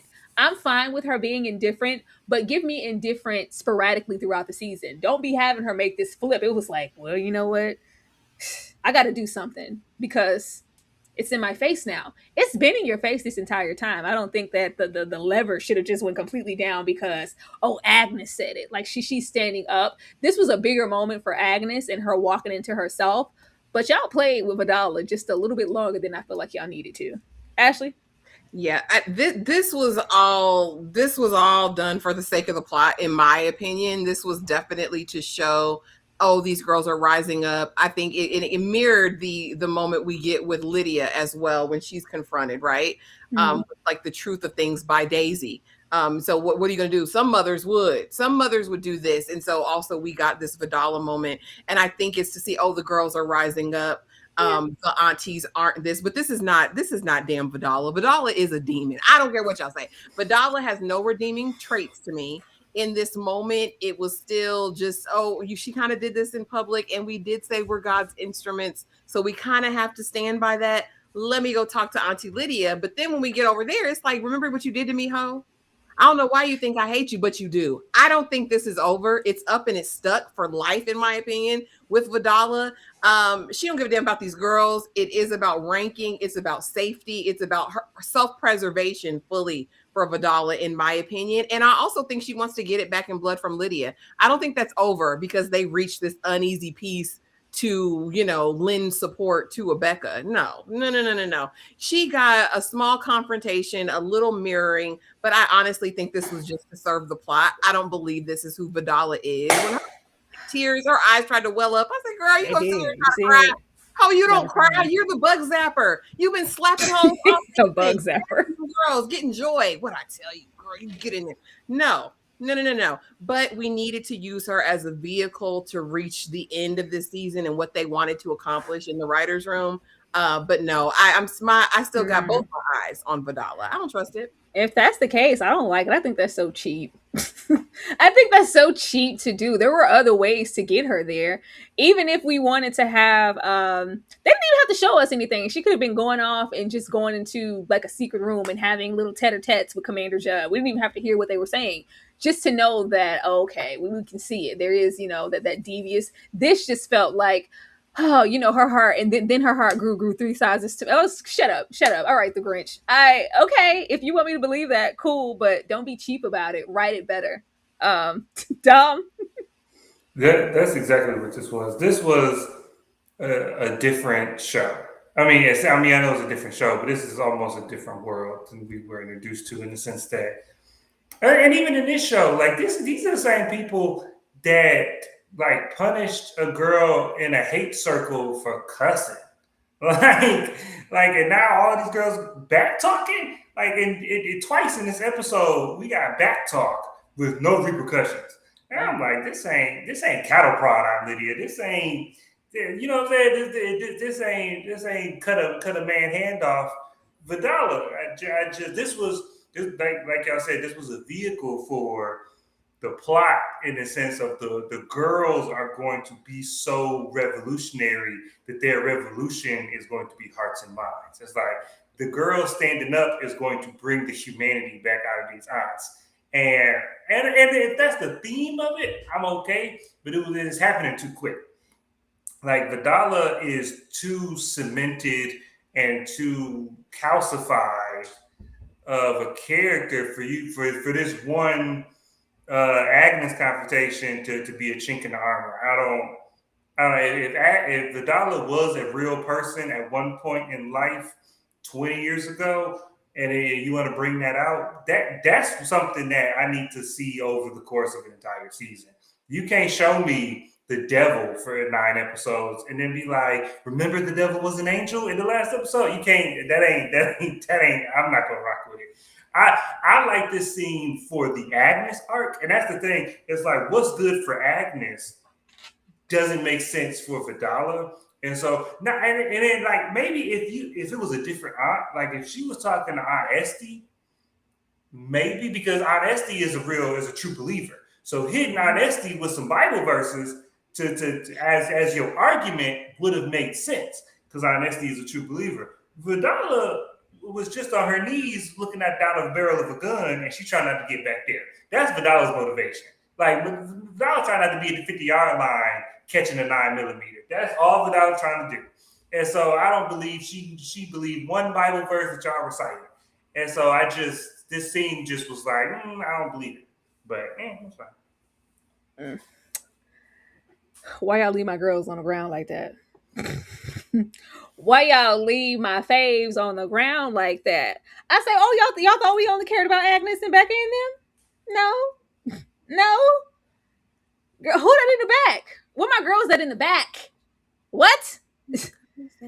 Now I know y'all, because I led with that doing my review. I was like, why isn't Hilda standing in the number? Why isn't she a part of the army?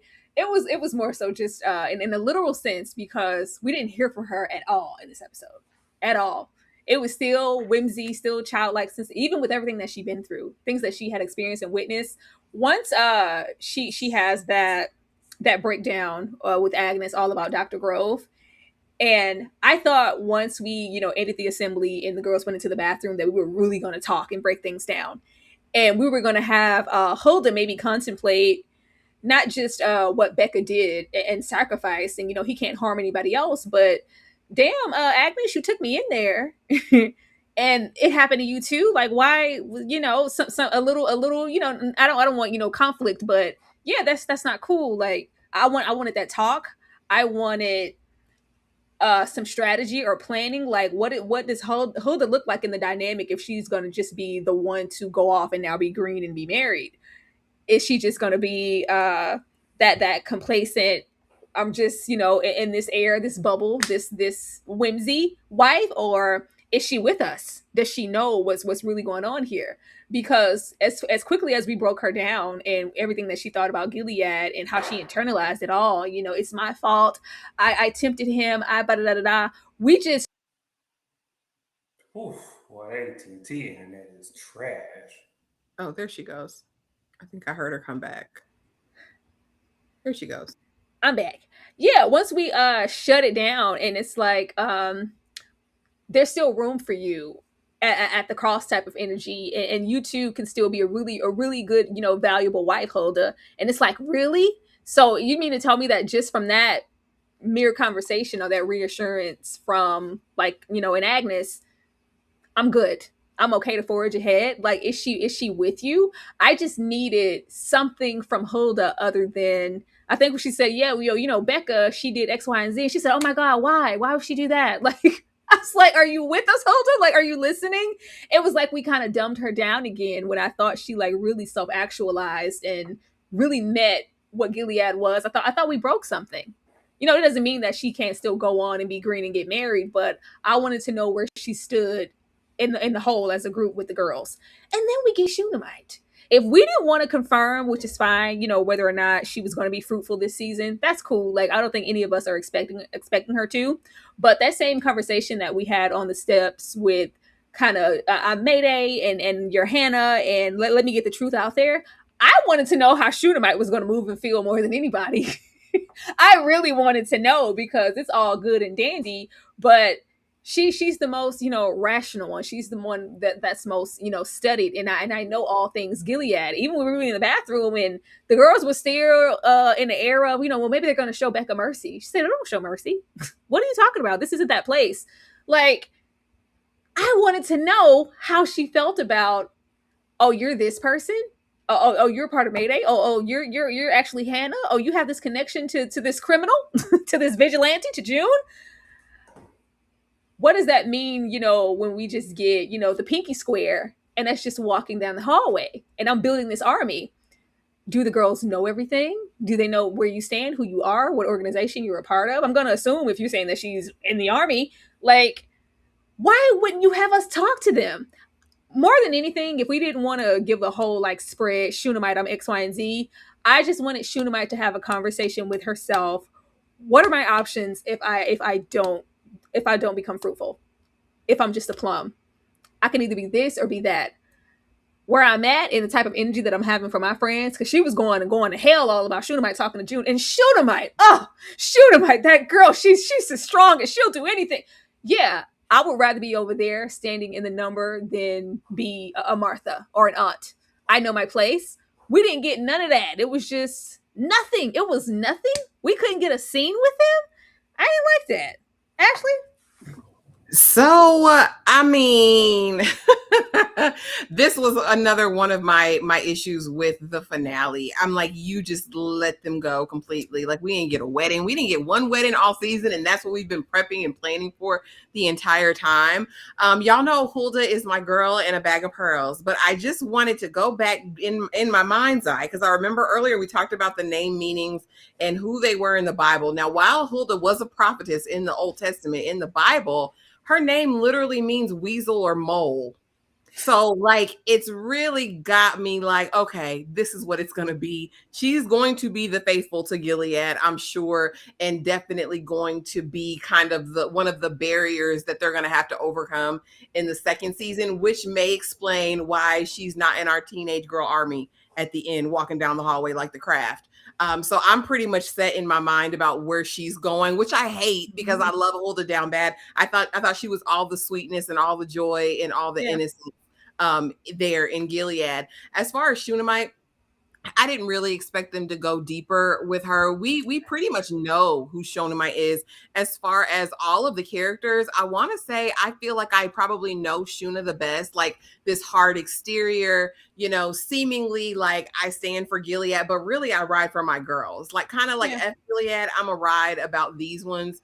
And she's probably like MVP of the season for me in terms of Shunammite. I think seeing her with the other girls locking fingers as they move into this new era was enough for me. But I did want to see the other side. I really felt like we had built to like what these plums were turning into and that they were going to be married. It would have been nice to at least see one wedding, in my opinion.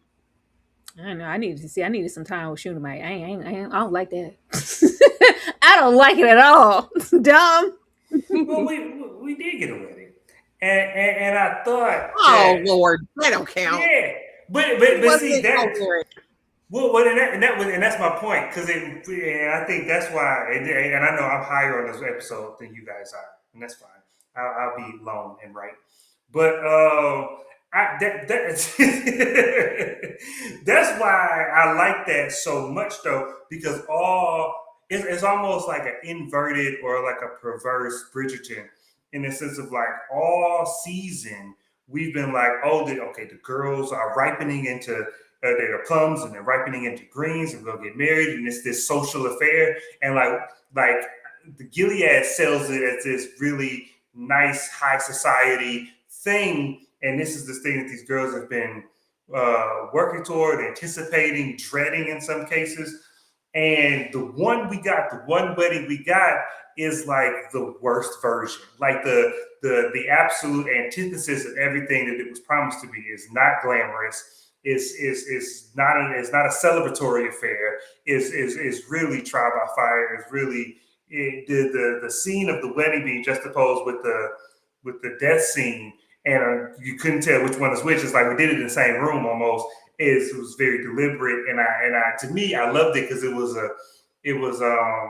it took care it subverted my expectations. So I appreciate that. Hulda go be a snitch. Like Hulda, like when Hulda had the breakdown and she was talking to Agnes, and we talked about at the end, is that the way Agnes tried to console her was reinforcing Gilead mindset. It's like she was giving Bible verses, she was giving perseverance from a Gilead perspective. Like Hulda is Gilead. Hulda is Gilead, and we don't need her over here with us.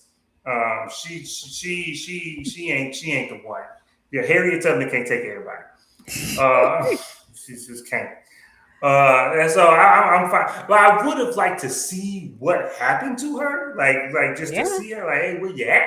Well, I didn't need to see her in the hallway, but like, what? Well, no, what I thought it was going to be was, oh, you guys lied to me about Dr. Grove. Can I really try? I thought it was going to be some beef with Agnes because you took me in there and you gaslight me and got me to kind of do your dirty work for you when you were, a victim this entire time. You didn't trust me, to share that experience with me as your friend. Like, you didn't support me. You let me out there on that limb by myself. Like, and then I thought it was going to be like, oh, okay, let me go and put my green dress on because I understand what this is. We already know that she's going to be on the other side in opposition to everything that they're trying to do, but at least send us on the journey. Which she was just absent. I said, okay, fine. Yeah, we didn't have enough screen time. Hulu said we just couldn't be over an hour. So we had to cut that out. Shunammite, man, outside of Agnes, not Agnes, outside of Daisy, Shunammite is my girl.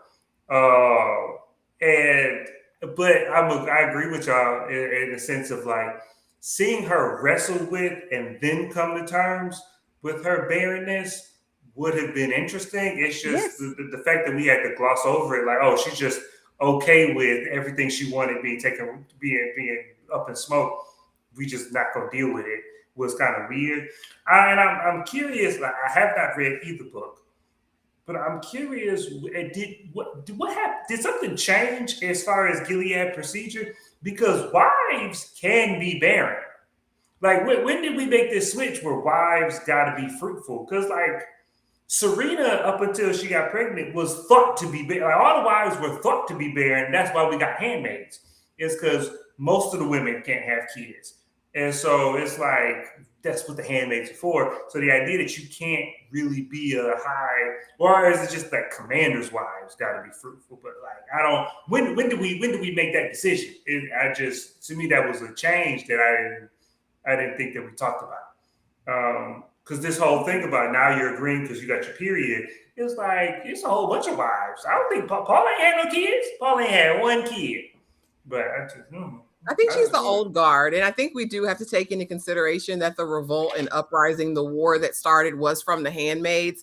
So I think they're kind of limited. Like, we heard whisperings, like, I can get you one. And it was like, yeah, nah, I'm good on that. Let me just get this new crop of young girls. But if I'm a young girl and I'm barren, what purpose do I serve other than being an auntie, a Martha, whatever, because if a commander can get a fertile woman, a fertile young girl, as they're doing now. Why? More valuable. Yeah. But I ain't read the book yet either. I'm going to read it now that we finished the season, though. I might audible it. Back to Lydia, hoe ass pissing me off. She got my nerves. She get on my nerves. I'm just coming to the conclusion. I'm just never gonna like her. I don't have nothing for her. I tried. I was still trying to go on in the episode. When now that Vidala has that battery in her back, we go to confront Aunt Lydia, and it becomes less about what we need to do for Becca and more about, she said, well, come on in here. I'm sure you want to gloat. Commander Judd said, there's no us, so it must be a we. It must be you two. You're trying to take my position, huh? Yeah, this is what you wanted all along. She's, what the hell are you talking about? I came in here all about Becca. We have things, greater at stake here than you, bird, you pigeon. She gets on my nerves. Like, it's like, oh, like she's like, let's just call it a thing. She's like, Olivia, you never liked me. Like, not before the whole, the revolt, you never liked me before the stadium. Why? Things just always seem to come so. I say, oh, girl. There wasn't no real reason. not high school. You're still unpopular. You're still baby in the corner. You're still the girl who didn't get asked out. You're still mad because that principal didn't want to rub your back that night, Lydia. Can we please not? We're still over there.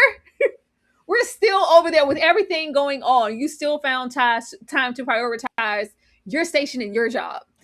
She was over the way she was sitting there looking out of that window like it was rain coming down. She's like, oh, I just guess this is it. I'm really about to be put out to pasture this time. It wasn't who's going to be here for those girls. I'm really not going to be able to help them now. Well, what does my life look like if I'm not old Aunt Lydia in this doodoo brown ass attire? What am I going to do? Girl, she just makes me so mad. She makes me so mad. And it's just like, okay, I see the grander picture now. Oh, we do, need to get it all in gear, all about Becca. And then, Daisy says what she says. But the fact that you could even find space to linger there. She said, baby, I don't even know. And we can get into, Vidala's agenda or whatever. But at this moment, this isn't even about what you did to me in the stadium. Let's focus on Becca. Nobody's coming in here to try to take your job, fool. Like, and even if she was, that's what you're still concerned about. Where is this evolved Aunt Lydia? I just get real smoky because the way y'all tried to gaslight somebody all about Aunt Lydia from episode 1, it's never that. It's never been that. We only care about that funky job. Like, please, Ashley. Okay, so now y'all ain't not gonna keep rubbing it in. Now I said what I said, and I said I was wrong this season. This is not directly towards you. This was Lydia. Like I'm saying, if y'all watch the end of Handmaid's Tale, this is not the Lydia that we're meeting over here. It's just not her. So based on my foreknowledge, like Dom said, I was wrong, damn it, but I shouldn't have been, because this is not the Lydia that we knew from before. I'm just gonna say it right here. As long as this grudge, it's never going to end. Vidala wants it back in blood no matter what she says. And we all know that at some point now in season 3, 4, or 5, Auntie Lydia has got to go by the way of the earth, Tyra. She's got to be taken out at some point. Can or she do something on the way there? Complete. Listen, maybe she'll come to herself. Everybody in the comments, they're saying she's strategic. She's strategic. Y'all gonna have to prove it to me now. She got something in her pocket. I refuse to cape any further for Auntie Lydia. She let me down this season, and I know nothing Jon Snow. At this point, as far as Auntie Lydia, I know nothing except she's on the chopping block. When Vidala gets in with Commander Judd, he'll probably schedule a meeting early next season. Hey, Vidala, need to talk to you, girl. It's a changing of the guard. You're up next. I think that's what's going to happen, and we'll slowly see Lydia fade out. Don't get me wrong. I do think they are building up. They wanted us to be disappointed in her, so maybe she can come through with flying colors at some point. But as of right now, she's just an utter disappointment to me. I just want them to give Lydia that Django experience. What do you say? They're going to take you out back. They're going to put you to work. Then they're going to take you out back, hit you in the head with a hammer. Like, just take her out back and hit her in the head with a hammer. Dumb. And I was with you, Ashley. In the beginning of the season, I was like, especially when we saw the notebook. I was like, Lydia, something's coming. Something's coming. But once we got that flashback and everything around that, it's like, nah, she just trying to not die. And I don't know what evidence y'all be having for this strategic Lydia argument y'all having. I don't know what strategy she has ever employed. She's Mayday, because she's Mayday, Dom. No, she's Mayday, yeah, she in trouble. Mayday, please help her. Like, no, Lydia has always thrown stuff up against the wall, and sometimes stuff stick. And it's usually the third thing she tries. She has to get dismissed and disrespected 3 times, and then Deus Ex Machina comes out, and Janine is saved. Like, that's what happens, and that's what Lydia does. Like, Lydia went all the way to Josephine's or Jezebel's. She went all the way to Jezebel's to see Janine, and Janine told her, "Get back from me, Satan," and she couldn't do nothing. And she didn't save Janine. Like, when Jezebel's got raided, like that wasn't Lydia that saved Janine. It was the monster that saved Janine. And then it was June that saved Janine after that. All Janine did was get her across the border. So I'm like, Lydia don't be doing nothing. Like 1 out of 5 things be working with Lydia. don't see the strategic in her head.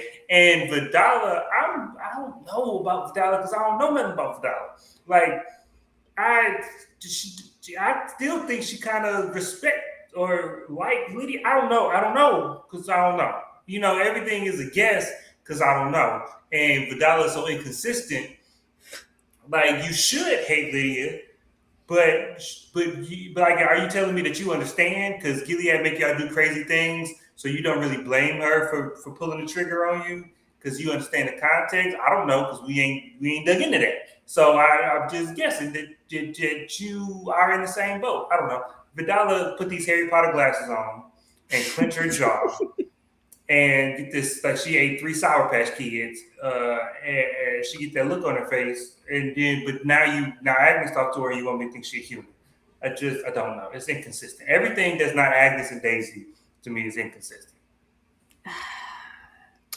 Well, I mean, we may leave some bounds this episode, Dom. She said, "Will you help her? What if it's about your future wife? What if it's about me, Commander Weston? Are you going to help me?" I don't have nothing to say about Commander Weston. I just wanted to put him here because a lot of people really thought that, I don't know, y'all thought Commander Weston was a good man. Y'all thought that he was a good guy. Age dynamics and Gilead rhetoric be damned. He's just a good man, and he has Agnes' best interests at heart. So a lot of people that I saw, they were shocked, like, oh, he doesn't want to go through with the nuptial. The most shocking thing that happened to me with Commander Weston was he followed through with helping Becca and getting her home just, for that little, period of time or whatever. I didn't think that he would go that far. But some people thought that Commander Weston was, one of the good ones. And this song and dance that he was doing over here, all about, it's about us and our future and my wife and your thoughts are mine. And I want you to be happy. I want you to enjoy this experience. So it was like when he didn't want to follow through with the nuptials, hell no. This is a Decepticon. He was going along to get along up until he married her. And we were going to show those true colors. That's all that this was to me. He said, oh, you're mouthy. Oh, you telling state secrets? You feel comfortable enough to come here to me and tell me that you were hurt? And look, she just says he hurt. What if he hurt me? He said, oh, you're soiled. You've been had. You're not the grand prize. You're not what I thought I was getting. Especially when he said, does your parents know? Did they know and not tell me? Because then that's a whole nother a bag of bones. They didn't know. So this is just between us. All right, cool. I'll do you a solid. I'll help Becca when I can because I always want to maintain a certain image. But as far as us, do I want to marry you? Hell no. I need somebody who's, all of that. I don't know how you guys get that, especially when we had Paula, what's the use or the fun in breaking a horse that's already docile? Like he had an agenda and a plan for her. This is, a lucky shot that we helped Becca, but this was not a good man. Ashley? Yeah, and we praise God. We praise God he put her aside. We praise God. I was like, what are y'all talking about? And y'all, I think you guys misinterpreted me when I said, because we did get a picture of Weston, who for all intents and purposes is a monster in and of himself, not just because he's a part of Gilead, but also because he's from the Slapaho tribe, which we saw in his dossier that Daisy was going through when she was being inducted into the Secret Service. And so we knew that already. I think the big thing was, wow, he's this arch nemesis, this villain here. And he is actually the only man in Gilead who's taken action to do anything to be of service to any of these girls, no matter how big or small. Getting Becca, those couple days at home was, substantial. And when I said a win is a win, y'all were like, who wins? Who's winning? Agnes is, by not being beat every day of her life, and God knows what else he had in store for her. I think both things can be true. I think he can be a monster who did a good deed. And I also think that him putting her away, absolutely, because she was defiled and soiled and he wanted something pristine. He also wanted something that wasn't going to talk and run her mouth. Mm-hmm. And you prove to me right now that you might tell somebody when after I've committed all these atrocities to you. But a win is a win. She won't have this to deal with, and she lives hopefully in peace to fight another day. I'd rather see her as an auntie than married to this lunatic. But yeah, it was interesting to see that he was the only man in Gilead who actually took some action. I agree with Tyra. That was the surprise. Not that he's a monster. We seen his file. We we seen his file. I wondered how we were going to get out of it. I didn't expect it to go this way. Dumb.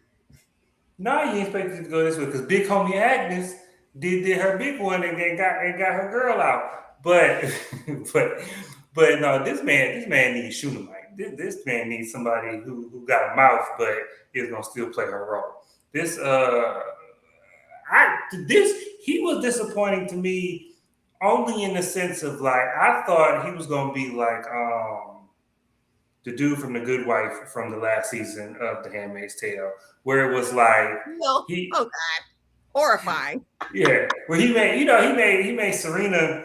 He lulled Serena in like, yeah, I'm a good man. I'm a care about your ideas. You can read around me, and then the last minute he turned to a Tyler Perry husband. Like that's what I was expecting this dude to be, but like times 10, obviously. The better looking the white man, the harder the slap is what I've come to understand. But but this was a thing where it's like it's never bad to have somebody feel indebted to you. It's never bad to have something over somebody, and I feel like the fact that he did her this favor is gonna come into play next season. I feel like with the next time he gonna need because now he know Agnes talk too much. She gonna speak her mind when she feels something's wrong. So now when I tell you to shut up, I'm gonna have something to shut you up. Like I feel like he gonna come back around Agnes. You gonna come back around Agnes and we ain't seen the last time. Agnes ain't seen the last time. I feel like Agnes gonna be real horrified the next time we meet. But it was great. But Agnes she saved the day on this one, so I ain't mad at it. She did. This was a proud moment. I said, "Oh, girl, you taking leaps and bounds for mankind in this episode, ain't you? We coming through." Thank you so much for the super chat. Anyone else think Becca's mom knew Grove strange? Daisy said nobody got cycles in Canada. What are they feeding the Gilead girls that the most of them get one? Ashley?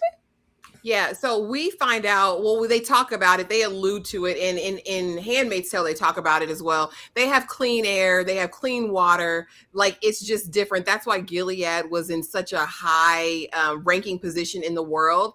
And you remember in Handmaid's Tale when all of the delegates from all around the world came to Gilead, it was because they were the only people who were giving birth to babies during that season. And it's supposed to be because of their infrastructure, because of the food, because of the water, because of all of that. They've kind of created a clean, green society that, aids in fertility. And Becca's mom, I'm calling her mom because you said mom, girl. To me, there was a knowing when the aunties meet with her when she said, I should have done it. I think she knew that Dr. Grove was up to mischief. I just don't think she fully knew what mischief it was. Because to make that sacrifice, it's got to be, I feel like there had to be some sort of guilt inside of mom for that. But, I don't know. I hate when we have to write the story. I don't work here. I don't want to write your story. Make those end meets for me. Thank you for the super chat. In the end of HMT, I don't know how Lydia survived after calling out the commanders, then returning Janine to June. More I don't look at here. Oh, I don't know. Anybody want to share something on Lydia? Oh, that made sense to me. Well, I don't think they know what happened to Janine, like Gilead proper. I think she did that under the cover of darkness. I don't think nobody know about that. And then all the commanders she called out died. Like they all gone. On the smithereens. Yeah, we started from scratch. They all gone. So it's like Lydia, and then you think about it. In Gilead, it ain't no TV. You ain't seen nobody watching TV. Yeah, you know what I'm saying? The only broadcast is stuff that they shoot out to other countries. And so everything is passed by word of mouth and like special reports in the eyes and stuff like that. So it's like once all the commanders died, Lydia can tell whatever story she want to tell. Yeah, her version of the truth is what happened. So it's like I'm back on top. Show it can't be too much of nothing. The way they act, like who's June? We don't know that woman. We don't who is it? Like I thought her name was ringing out in these streets. Said it didn't come across my Bible. I don't know who that is.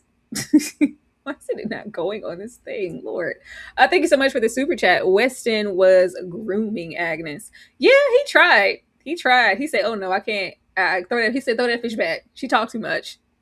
This isn't what I thought I was getting. Y'all promised me something else." I was like, y'all thought this was a good man? Okay. How we get over here? I wanted to hear the conversation when we went over here to proposition this woman. Said, "Now look at here. You gonna take the fall. Okay.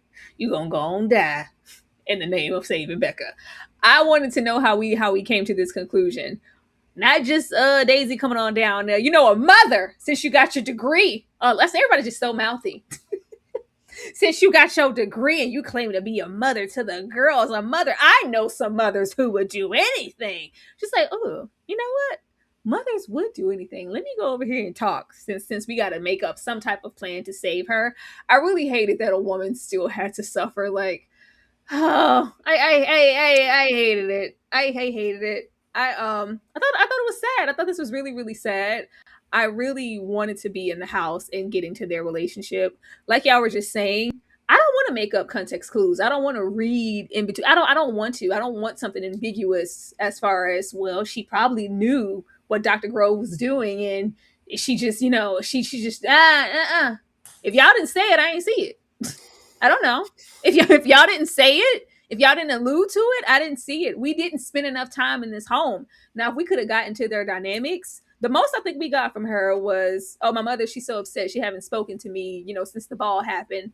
I really need to try to pull something out. It's really sad that I'm not going to have any suitors." Like, other than that, what do we see from this woman outside of her trying to plan a wedding? We got nothing. So I'm not going to make the assumption that, oh, she knew and she's going to take this. No, it just feels like we came in here in proposition, said, do your good Christian duty and go take that charge for Becca and just be glad that she gets to go on and have a good life. Hell no. This is going to tenfold everything that she's felt since before this all happened. This isn't a success plan for Becca. This doesn't help her. This doesn't aid her in rehabilitation. This just damages her further. But the trade-off was just very, very sad. I felt for the both of them in this scene, but I'm not gonna just assume that we also took the charge because she knew who her husband was. We don't know that. Dumb, go on and say what you gotta say. No, I don't. No, I don't think that. I mean, I agree with you to some degree in the sense of like there's only so much in inference and guesswork that a show should have to do. But I am also a big fan of show don't tell, so I don't want you to spoon feed me either. But there is a delicate balance, and that's what makes good shows. I thought, and I segue that into me about to guess about some stuff. But I felt like there was no conversation. Like the way I read that scene when I watched it was that when Lydia was like, "Yo, you walked in on your mama holding the shears." The way the mama looked, it felt like that was her first time hearing it, and she was just like, "Yeah, that's what we finna do." Like to me, she made that decision in real time, and that's what made it sadder for me. It's like, dang, and like it's just we all gotta because we only got this session right here to talk about it, and to me it was like parents shouldn't bury their kids. That's just like a universal truth, and then also it's like the life that is to be had. Let my daughter have a life, and if I got to give my life to my daughter to have a life, then so be it. And then also remember that this is Gilead, and yeah, these aren't these ladies' natural born daughters, but not to them. Like remember the birthing ceremonies, like when handmaids have the birth, like the wives are standing there having like a parasocial relationship, like midsummer, where it's like they reenacting and going through the birth. So they spiritually they had this child, and that's how they work mind think about it. And so this was her daughter and her saving her daughter. And this was to me the second best scene in the show was this table scene. And I was here for it. I don't know. I needed to be in the house because even if it is like, okay, this is what I need to do, and this is the first time that you're hearing about it, as a mother and you're witnessing her state, how does this help her? What does her life look like after I'm gone? Like this is It just looks like she's in for a lifetime of being locked away and suffering and being sedated. Well, Damn I mean, but near. it's better. It's better than the alternative. That's pathetic. Ashley. Yeah, I do too. I think this was one of Becca's mama, the actress who's playing her, did an incredible job. She definitely emoted and gave all of the feelings. I believed you was Becca's mama. I believed you loved your baby. I believed that you were willing to risk it all, and it was a beautiful moment for the sake of the art. What I can appreciate about Handmaid's Tale and the Testaments, for that matter, is that it does make you look at your own humanity, and it makes you look at it makes you look at situations in a different way, right? Because we have to kind of put ourselves in these shoes, and we have to look at it like, did this do Becca a service, or did this lock her into a life of misery? Like, what was the win? We also have to look at it like, how many of us are going to be Norma Ray over here? I'm Norma Ray. I'm Norma. Like, how many of us are going to be Norma Ray and sacrifice ourselves at the altar of Becca's brokenness? At this point, Agnes is quintessentially giving up her life as she knew it in Gilead. Her mama's lost her life.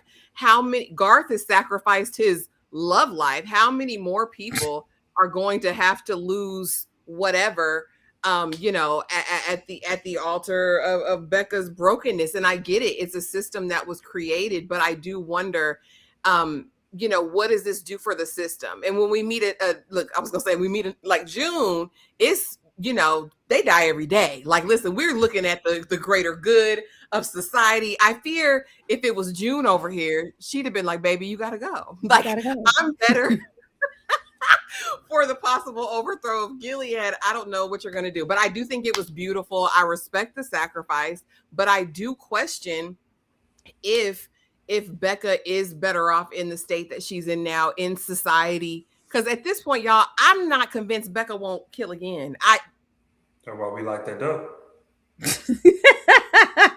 Not to be honorary, but Serena would never. No, so Serena, no, so hell no. Serena wasn't the real mom. Please. Serena wasn't the real mom. Yeah, she'd have found a way. She'd have found a way to get it out. Some sacrifices have to be made, but I'm just such a great person that I'm willing to let you do that. And Serena gave up her child like 3 times. Serena didn't die by her child. She let folks take it like 3 times. Serena would have said, Martha came in here in all black. I saw her. I think we need to put up wanted posters. That's who killed my husband. I just keep losing. Now I have to find some unsuspecting gentleman and make another one. That's just what you're gonna do. Gonna make another one, because I'm gonna be a mom. Now look at here, girl.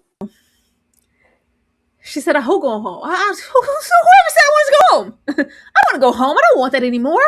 I want to stay here." I said, "This will be totally different if June really propositioned her." If June was playing that role when what is her name? Not me forgetting her name. Who trained her to send her over here? Not Rose. You're talking about my girl. Hold on, and now you done made me forget her name. I forgot it. Our old Martha. What is her name, child? Rita. Now, if this was a Rita situation and we read this for exactly what it was, this would be different.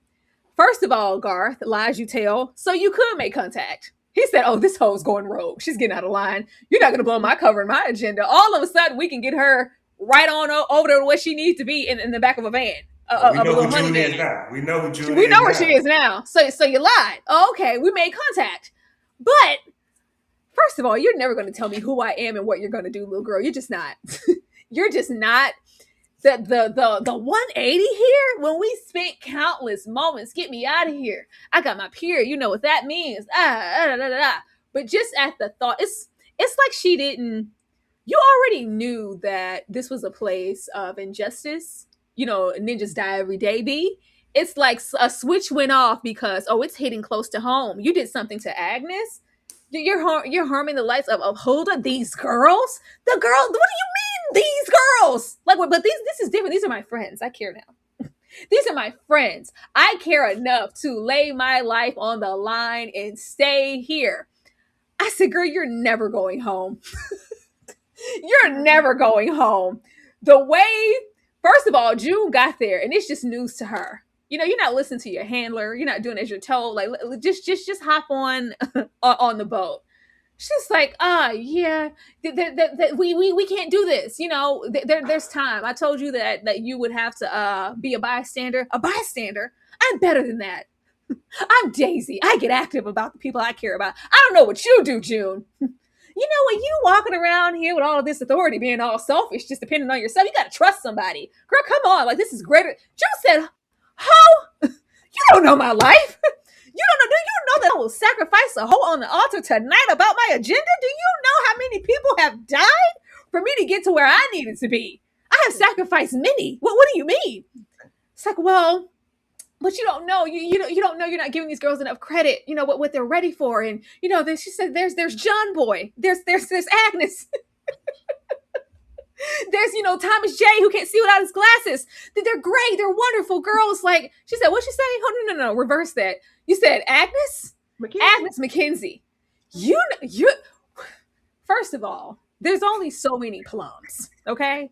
It's not like the school is just overflowing. There aren't 17 public school systems of Gilead of plum girls. You didn't thought that they were running interference. You never thought. There was never an inkling in June's mind up until this point that she may run into Agnes. That's not why we were sending her over there to get connection in the first place. I thought the assignment was to not only gain information all about Mayday, but for you to also keep tabs on Agnes. Oh, that was never part of the plan. That just that was a coincidence. Oh, cool, fine, fine. But when she said the way that June washed her hands so quickly, she ain't gonna tell you but twice. She said, you know what? She said, Godspeed. Go stay here. Do what you need to do. Let me do this. Let me do this. Let you do what, Daisy? Do what exactly? You still don't know what you're doing. You got a little piece of the underbelly as far as the things that could happen here. And it's like, oh, I got to be here and be that change. Because it's all on me. I'm going to be the one to disassemble the system of Gilead. Me and my army. Who? What are you talking about? Do you know how long? So now you're back into the grips of what Garth propositioned you before. It's not forever. It's just until we win. Because that's how long you're going to be over there. And I get it. She will never get this close again. It's not like that she could go and disappear and come back and infiltrate. But like, this is a once in a lifetime opportunity. But you're not going to have this complete change overnight that I don't even want to go home. I care about Daisy. I'll care about Agnes. Well, I'm not gonna say Daisy. You don't give a damn about yourself. I care about Agnes. I care about Shooter. I care about. We can just leave Huda over there, but I care about Agnes because this is really about Agnes and Becca. I care about them so much that I would lay my life. She said, "I'd die about this shit." I said, "Girl, what? What? Really? If you want to do that, fine. I would have preferred if we didn't even see June and she left her ass over there and we just had to deal with the circumstances. Let's just do that. But her coming here to try to snatch her up all about nothing and then try to make it seem like June never had an agenda. June never sought her out for any purpose. June never even thought about Agnes. You just so happened to know Hannah and someone that I left behind.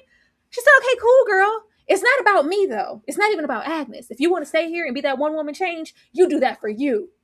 She said, go be with God. She said, that's it. So now you're stuck. Fine. Ashley? Yeah, I hated this scene. I hated the dialogue. I hated the interaction. Because for one, we know June Osborne. If we don't know nobody else in this universe, we know June Osborne. June Osborne would have grabbed Daisy by her hair and threw her in that boat. June don't play no games, and she don't damn near talk a lot. This is the same June who told Luke, Moira, Rita, One-Eyed Jane, aka Janine, everybody what to do. You can't go there. What I tell you? Stay in the house, Moira. You can't go over here with me. I go over here. Y'all sit down. This is the June we're talking about. The June that micromanaged her entire friend group for 5 seasons in Gilead. She managed them in Gilead. She damn near managed Serena Joy by the end of it and everybody else. She is the sun, the moon, the stars in her orbit, and she not taking no back talk. Listen, no lip. I'll slap you down. Because do you know who I am? I'm June Osborne. The terrorist, I'm June Osborne. So first of all, I don't even believe this. I don't believe Daisy even got to talk this much with June in this moment. Because you're about to blow up Mayday that I've spent 4 years building. I've been to war about this. Do you know who I am? Like, let's not forget who June is. Listen, she don't mind slapping a hoe. She don't mind killing somebody with her bare hands. This is June Osborne. Then we have novice Daisy with all this lip. You got all this mouth.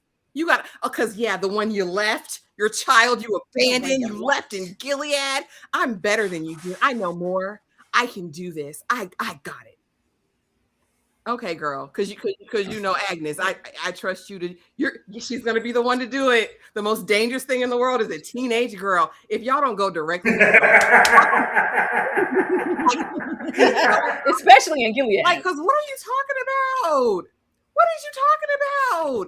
Daisy literally just opened her mouth a couple hours early. See, I'll blow all this stuff up. Mayday, damn Mayday. I'll tell on Mayday. I quit. I'm Mayday now. I'm making my own. Like, this is an unhinged teenager. Go home, regroup. Say you were kidnapped. I don't know. And if it's so easy to get to the border, all we got to do is take a little quick trip in a bring Becca. Listen, let's abscond with Becca and get her out of Gilead. If that's your real mission, if that's your friend girl, like, let's do that. But I hated everything about this scene, if I'm honest. So sorry. I did not like it. Well, Dumb loved it down. Dumb. Yes, I absolutely love this scene. I was getting choked up.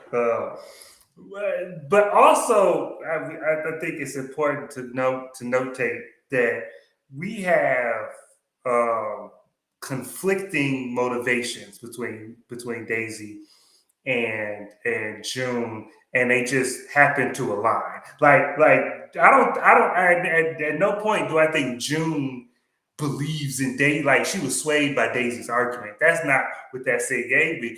She heard her daughter's name and everything else fell to the wayside. That's what I thought happened with June. But Daisy, but let's also remember that the June that y'all are describing is the June of the Handmaid's Tale. But June already learned this lesson. In the last season, or last couple seasons, June was telling Luke and Moira what to do, and Luke and Moira was saying, no, you can't tell us what to do. You're not the only one who can fight this fight. We can fight this fight too. And Luke went from a stay-at-home dad who never got in a fight before to planning missions and setting bombs off and stuff. And messing up because he should have listened to June.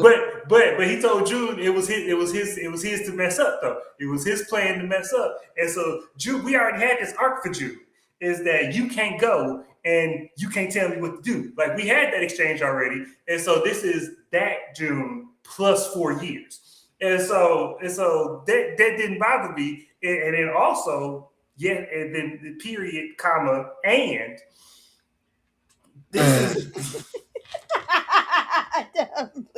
Okay, Dom, do we not take into consideration, because this is all about saving the girls of Gilead. We got to liberate the girls. This is for the youngins. Daisy is a child. But I'm saying, but says who?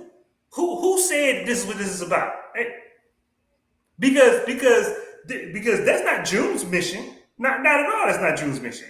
That's not June's. June's mission is destabilizing Gilead as a country. She ain't trying to get Hannah out no more. She done gave up on that. They infer when talking to Rita and the old lady who said F June in the early episodes that, well, June does need somebody to get in with the girls.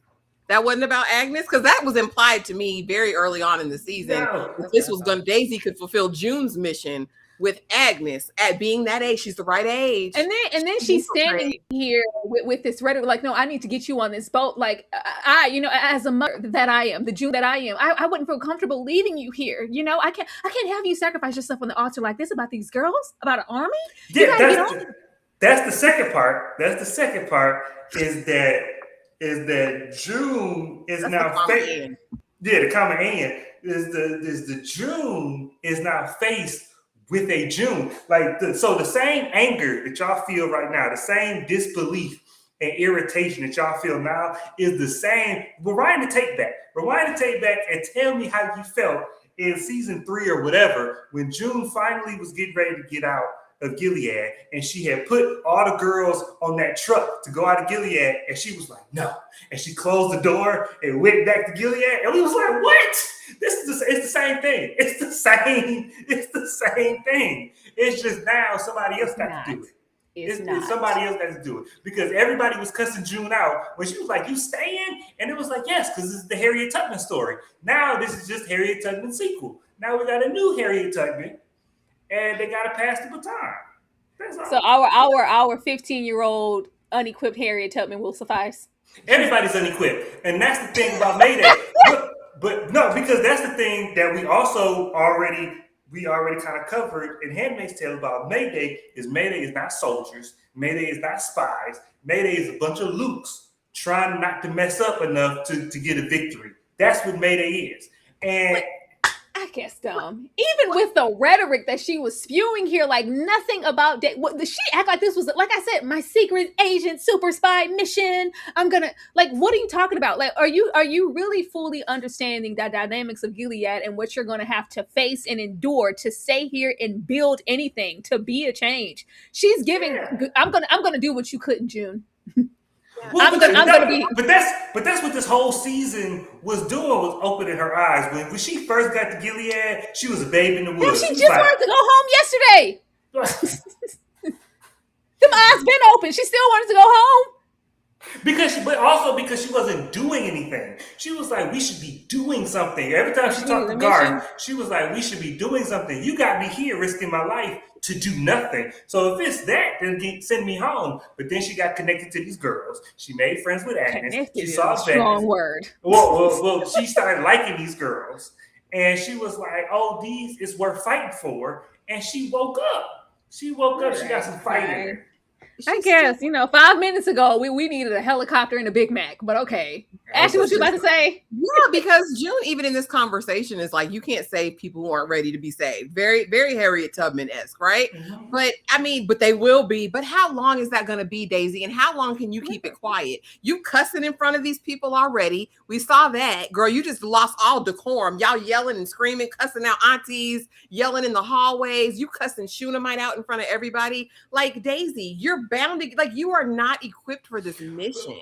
We gotta stop acting like, because we grew up with Mayday because we watched The Handmaid's Tale. But we gotta stop acting like Mayday is the CIA. We gotta stop acting like it's Tom Clancy and it's Mission Impossible. Mayday is not that. Every mission that didn't have June in it, Mayday was losing. Mayday was on the verge of collapse without June. June built this shit brick by brick. You know what I'm saying? Like, Luke was getting captured. They was getting caught behind enemy lines. Mayday was scrambling. And so it ain't like Mayday is top flight security of the world, Craig. Best of the best, sir, with honors. That ain't Mayday. This is regular people, and I guess, and it might have been a little heavy-handed. It might have been a little bit of Captain America talking to the camera about good and evil. But this was, and I think that's part of the reason I like this scene so much, is because Mayday and the whole theme of the show is good people have to stand up to fight evil. Regular people have to stand up to fight evil, because if regular people sit and do nothing, then we get a Gilead.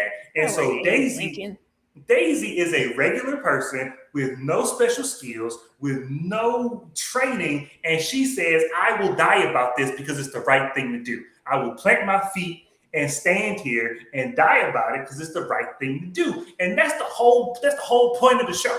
That's the whole point of the show, is we got Gilead because nobody wanted to be Daisy. They got mad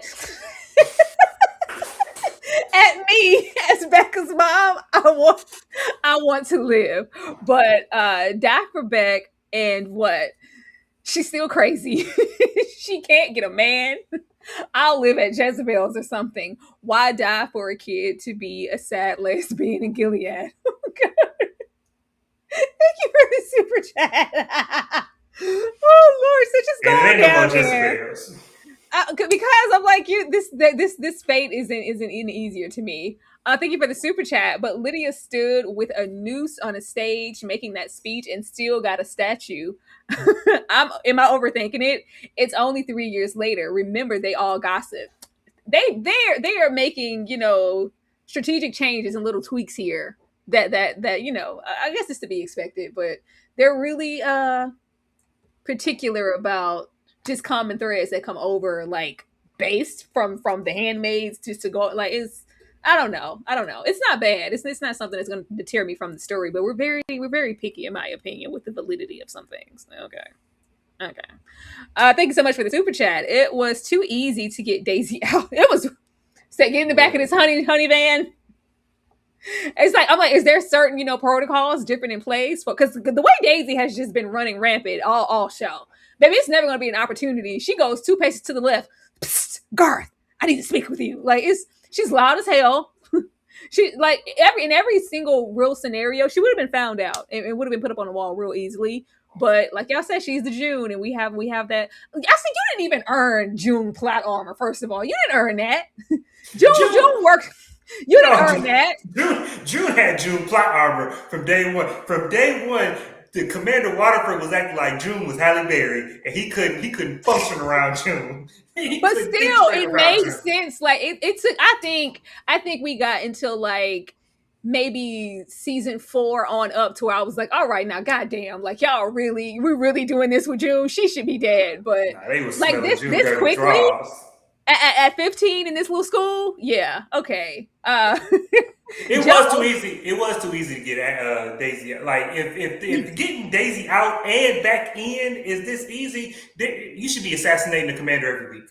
It should be a dead commander every day of the week. Listen. Yeah, Garth said, "Turn around." Out, he was smoking this cigarette. Okay, yeah, I caught you smoking. Yeah. Let's say, oh, okay. Oh, well, look at that. Well, look at those apples. That was easy.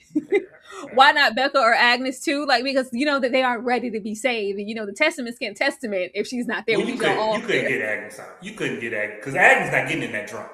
Now Becca, I don't understand why you couldn't get Becca out. You help her up to whatever it is and load her up. She'll be all right. Who picking her up? Not Daisy. That's a grown woman. You said she got the strength of 10,000 men. Yeah. She'll throw over her shoulder. Come on, Garth will be there. Yeah. They'll throw her in the back of the driver. Just roll up with the honey drip van and throw it in the back like we did. Yeah. The way she came out there when the clock strikes 12, Cinderella, have your ass outside to get in the back of this car. I said, oh, this is simple as hell. Okay, man, at this point, we can get a girl out every week. I don't know. Every month we can ease out, one of the girls. I mean, whatever. But like you said, saving, the few, that's just not the agenda anymore. It's about just disassembling Gilead. Okay. This was just sad. I say, God, Lord. This is a faith. It's like, it was very like a kiss before dying. Like, just go ahead and, give me something before it's all over. What is this life? What is life for Becca at this point? Like, what is this? What is the trade-off? We have this splice with the mother, being unalived. And it's just so sad. She's mush going down this. She can barely stand, walk, let alone hold these flowers, let alone really commit to this. All that she really utters is, I want my mom. I want my mom. And like, oh my God, it was just so, oh, well, I'm okay now, Agnes. As long as you're here, I'm fine. You make everything better. I said, oh God. Just lock her up. I was like, well, hell, at this point, keep her in the cell. Keep her locked up. Like, what else? Like, is there going to just be some pivotal readjustment period in the next season to where, that shell of a former self, Becca, that you saw, that mush of a young girl that's just that broken down? She's not that anymore. She's a strong woman of the 90s. Like, what are we going to do with it? Is she going to rise like a phoenix? Like, what is this? The moment she kissed Agnes, it was very precious. I was like, oh, girl, get what you can while you can. Because Ashley, please. I thought it was so, I thought it was endearing. I thought that it was soft because y'all will never maybe have a moment like this again. And then it also added to her fractured state because I'm not even worried about who's going to see or notice or try to call me a gender traitor or put me on a wall because of whatever. No, I'm going to have this, but not so much because we know where Becca is. It was how Agnes reacted to it. It was like, oh, I think she at least got confirmation of the feelings. Like, oh, I'm that person. I'm that love. I'm that loss. I'm that whatever. And it's like, well, I'm not even going to just reject you in this moment because this is really all you have up until the moment that you get locked away. But to have her come out here and the acting was great. I said, oh my God, she's so good. I don't know whose acting is better between her and Chase and that twitching eye. I don't know whose acting is better, but we get her out here and it's just levels of sacrifice because you have Agnes up there sacrificing. Not only am I losing my best good friend and all of that, but I'm losing Garth. I'm losing Garth. I'm willing to sacrifice Garth for you, girl. I'm willing to do that. And then Garth, he's sacrificing this budding, blossoming relationship that he was about to have with Agnes because he loved her so much. It was so deep, All of this sacrifice having just to go where exactly? Lock them doors? He said, "Yeah, I'm gonna lock those doors." Cause she looked like, we're not gonna consummate anything. It is our wedding night. I don't have to go through. He's like, "Oh, girl, no. You're a danger to me." Who's to say if I try to lay down with you, girl, you might wake up and stab me in my sleep. This isn't okay. Which begs the question of what kind of agenda do you have to why you would even take her on as a wife, knowing that she's mentally this far? Yeah, I'm gonna lock you in here and just deal with my days as they come. This didn't help. This didn't help her, but we know as far as the real agenda and what we're prioritizing with the aunts and whoever else, because it was like, oh, at least we got her down the aisle. At least now she's going to be okay. Are you stupid? Are you ignorant? And we're just supposed to find, I guess, just silence. Like, well, at least she's not at the Red Center. I mean, I guess, but I don't know. Ashley? I don't think she needs to be in any society right now. And they don't either. That's why they injected her right before this raggedy kiss. And I'll get to that. But again, as far as Garth is concerned and locking them doors, absolutely lock them for your own safety. But again, if I can have a wife, right, that I don't have to really give an account to, I can move about freely on my secret super spy missions, then, why not do it? Let's go for it.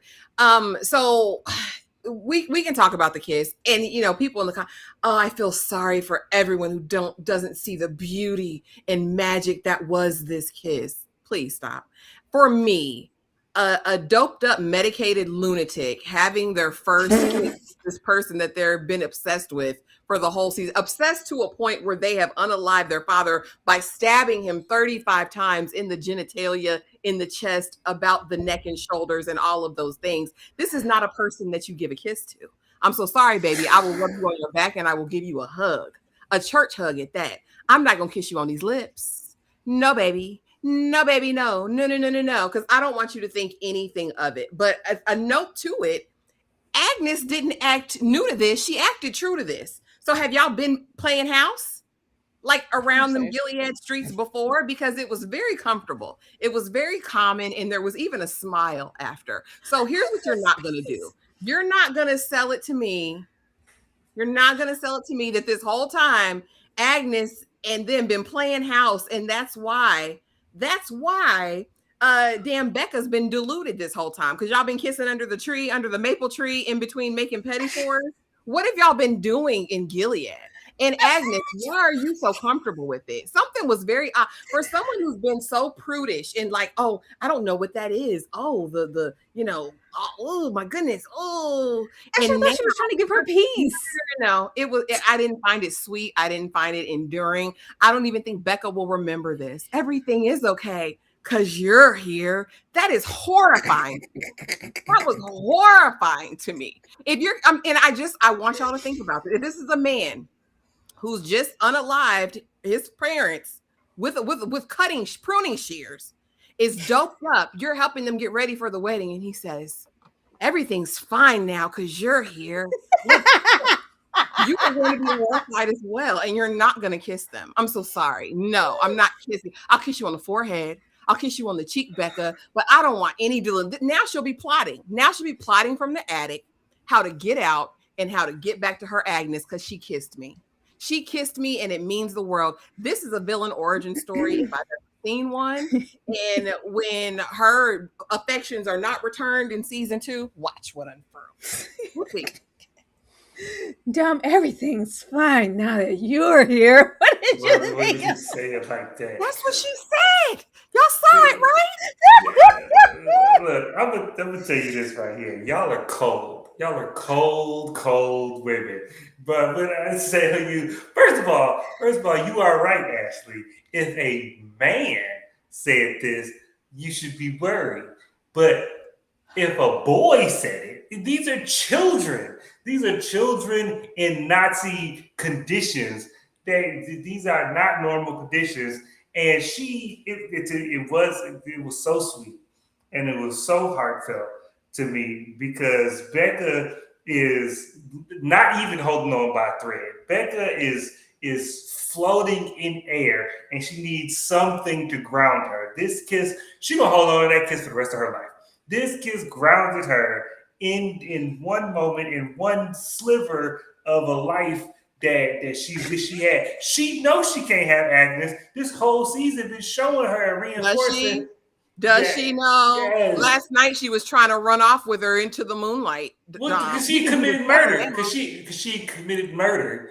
And she was like, if you're real, let's go. But also, she wasn't thinking about go where. Like, look, Becca is not well.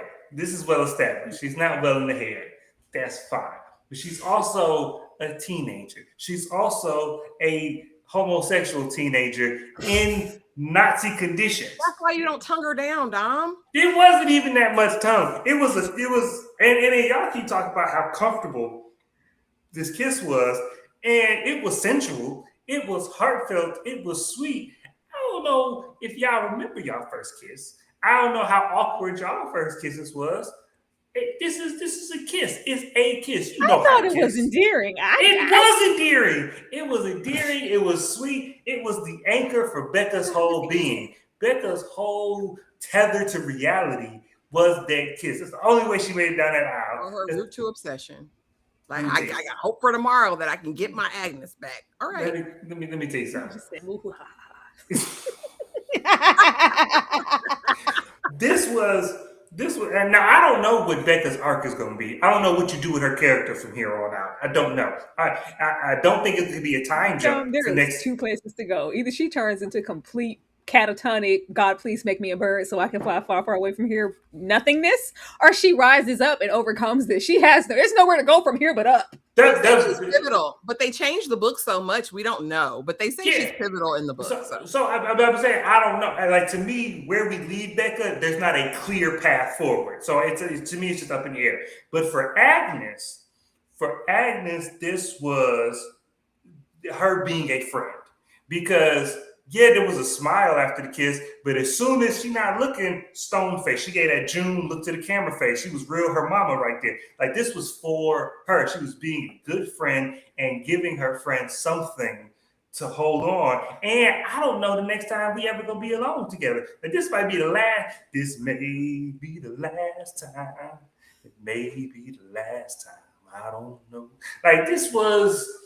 The big homie Hannah was a good friend. She was doing her big one all episode, moving chess pieces to save Becca, and she saved Becca. And this kiss was the last thing to do to save Becca. That's once again, didn't save anything.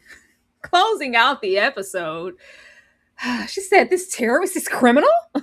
First of all, Daisy, let me put this super chat on the screen before I forget. Girl, inside voice said, "Hey, I think your name is Hannah. Your mom is the handmaid of all handmaids." I said, "Why are you always so damn loud?" She's always loud as hell, and conveniently, there's never a soul around to hear anything. Like, what? There is no inside voice with her. "Hey, what? I think your name is Hannah." What? Girl, shut up.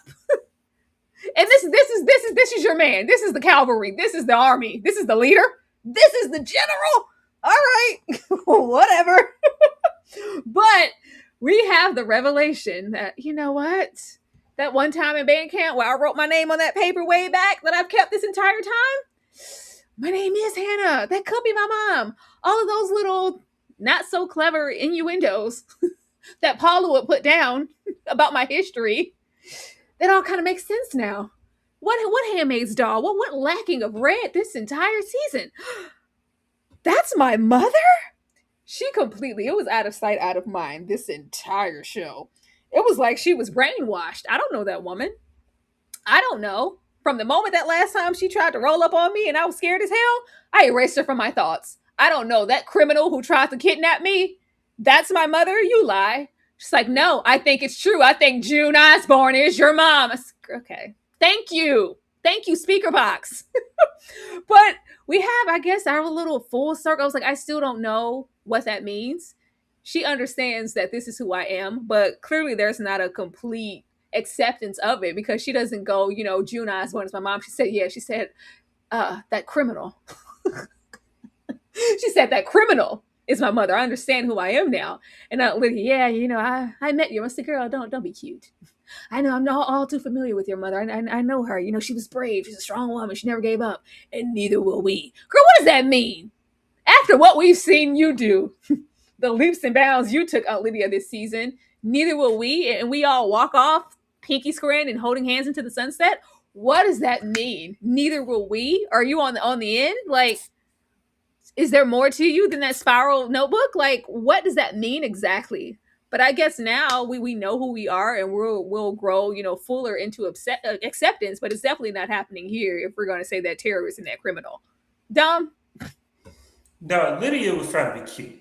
I don't think that Lydia meant nothing about fighting or resistance or nothing when she said that. She was trying to be roundabout. She was like, the only thing I know about your mama, she won't give up, and we won't give up. Talking about advancing in Gilead, because remember, this is in the context of the scene.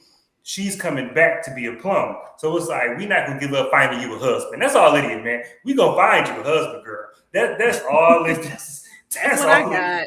Yeah, that's all Lydia, man. Lydia she was like doing the Uno reverse to try and refocus Agnes where she needs to be at. But that wasn't. But also, Daisy didn't use her inside voice. But Agnes also screamed it. Like, there was an echo after she said, the criminal. Like, it was like, and then where's the dollar coming around? I thought I heard raised voices like she was a couple episodes ago. Like, where is everybody? Nobody. They're not acting like that in this episode. Everybody in homeroom this hour? Like, what's going on?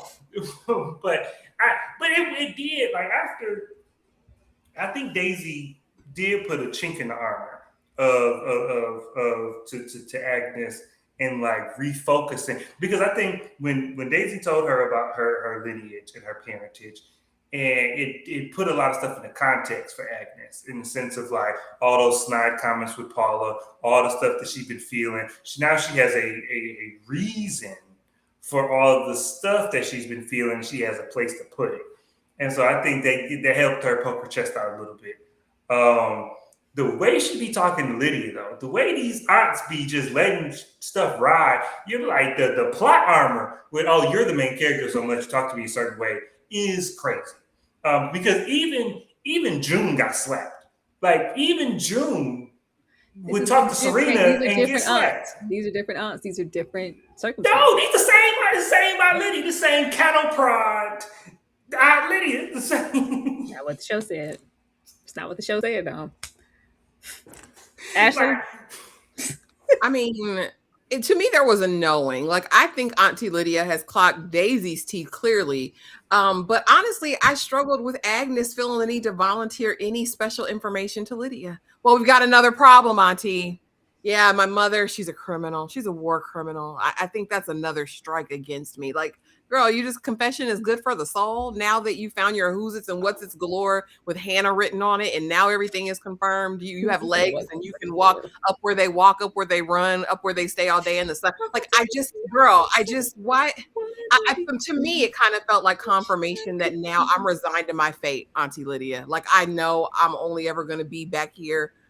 Or an auntie. I kind of have taken marriage off the table, maybe, because when we see her leading this group, because she's in the center, I'm like, oh, okay, this means whatever. I really say that this episode was interesting, and I saw what they did in the opening shot with the blood on the floor, and now it's on my hands, and I have to make amends. So we saw Agnes on this journey the entire episode to cleanse herself, right, of this. But now I have a fresh start, and we'll see what happens with it.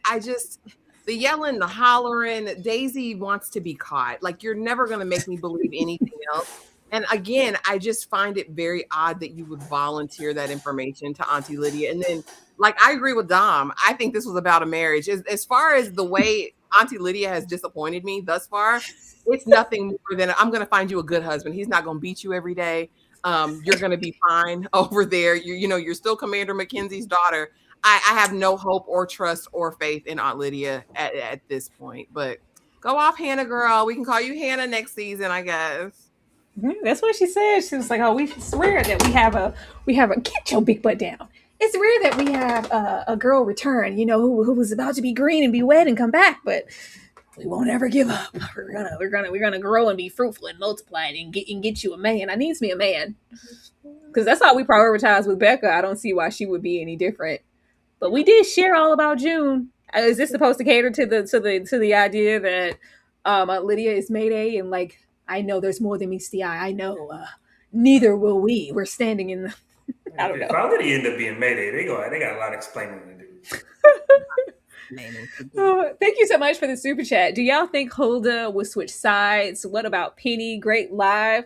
Thank you and welcome. We spoke on Hulda and Penny earlier.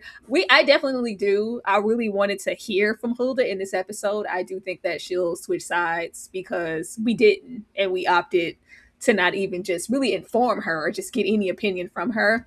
Penny, I don't know about Penny now. I thought that we were gonna put Commander Judd and Daisy over there and make Penny completely obsolete, but we did something else, so I'm not sure.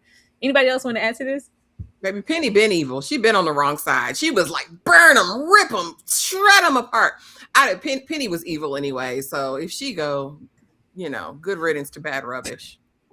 I think Hulda will go on a parallel journey than with the other girls. Like all the other girls getting grown and puffing out their chest and getting confident. I think Hulda will do the same, but in Gilead. I think she's gonna be the wife. Like she's gonna be the wife. She's gonna be the snitch. She gonna be Gilead to die. Her green gonna be greener than anybody else. Thank you so much for the super chat. You all are awesome. Thanks for a great show. Thank you. We do what we can. And over here, look, June came from a different time, a bigger budget, if you will. This plot armor got to stretch more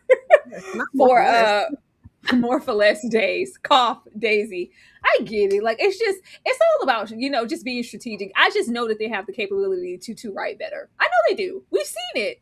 So you can't, when you show me something that's inconsistent with what you've shown me the entire season, I'm like, now you got lazy. You took a break. This is why y'all hit us with them 30 minutes. You got tired? Okay, it's cool. It's cool. Just, course correct that next and don't try to pull that next season. Because a lot of this, where we ended up here, we definitely needed those extra 20 minutes in those times that y'all decided to give us 30. Ashley, any predictions for this 3-woman army or just season 2 in general? Disaster. Their first mission will fail. Like every mission we saw Mayday try to really accomplish this season failed, other than Daisy kind of infiltrating Gilead, the bus explosion that went awry. These three, especially when she says we're operating outside of Mayday, I'm creating my own teenage girl army. Yeah. We know teenage girls, and we know nothing ever goes according to plan unless we find some help from someone older with a little bit more wisdom. I fear this will be disastrous those first couple episodes. Girl. But no, I'm just excited that they're coming back for a season 2 at least. Word on the street is that their arc is 3 to 5 seasons. Like that's the plan in the writer's room. Like that's the time they need to tell this story. So I just hope we get the renewal. I will say kudos to these young actresses. I think they all did an amazing job. This is some of the best acting we've seen on a TV series in a while, especially from such young people. So kudos to them. And I can't wait. We'll be here with bells on, honey, for season 2, Dom, any predictions? Only bad ones. Like, because these women, they supposed to be teenagers. We stretching my believability of these girls being teenagers. So either I feel like they're gonna try and keep these girls purple for as long as possible. Yeah, I just feel like it. I feel like they selling the show as this is plum school show, and I feel like they're gonna stretch that as long as possible. So I don't think they're gonna get out the school to the end of next season, which is gonna irritate me. But that's my prediction, is that we're still gonna be in the school, even though 2 of the 3 people here got green pens. We're gonna take all next season to find these girls' husbands. That's my prediction. That's unfortunate. That's unfortunate. That's not something that I want to see. Yeah, I think we're going to have operation failures a lot of the time. The way that Agnes was in the center, I said, oh, okay. So everybody's just exactly, where they need to be now. I know that there's still a long way to go as far as us experiencing what it really, because we're still uncovering things the way we, felt comfortable enough. Because I know Commander Weston, he's a good man. He's going to help me. He's going to care. Like there's still that air of delusion. Well, Gilead told me, or even her running interference with Aunt Lydia, my mother, June, the criminal. We're still there. She'll be right back, I'm sure. Just a momentary, Yeah. There it goes. Yeah, we'll see. I'm not gonna repeat what I said. It was profound. Moving on to the end. Hopefully, you guys had a good time in this damn near 3-hour live. I cannot believe that we stayed here that long. That is wild. I can't remember the last time we've been here for 3 hours. That's crazy. The time flew. Don't ever say that we didn't break down the show. Okay, we did. We gave you. We left it all on stage. Ashley, anything you want to share with the people before we get out of here? Yes. Okay. Interview with a Vampire, binge session, watch party tomorrow, Sunday. We're watching seasons 1 and seasons 2. I hope maybe we can get more through with more than season 1 tomorrow. We will see, but it starts 11 a.m. Eastern Standard Time. We will be streaming in the Discord as well as on YouTube. You'll be able to see our live reactions. So get your snacks, get your libations, get all of the things. This is going to be a fun time, honey, going back down into them Louis streets. I cannot wait to see. This is all in preparation for the June 7th premiere of the Vampire Lestat. If you're not watching, what are you doing? This is the perfect opportunity to get caught up and fall in love with the show the way the rest of us did. So be sure to join us for that. Dom. Yo, come over to Cinematic Panel TikTok because we talking about everything. Talking about Star Wars. We talking about all kind of stuff. Next week is Disclosure Day. Steven Spielberg and Aliens. You can't go wrong. It's a perfect combination. So we were talking about Disclosure Day, and I'm back in these YouTube streets. So come over, click my little face. Come over to these YouTube streets. We'll be talking about all the current events and movie news. And next Friday, Apple TV has a new show. They remade Cape Fear with Javier Bardem and a bunch of other white folks. And so I'm gonna be reviewing that every week. So come on and show up. Be sure to support the uploads for Euphoria or the latest installment of the Testaments. Tomorrow I will be doing my best to get my video up for the season finale of Half Man. I needed a moment, okay?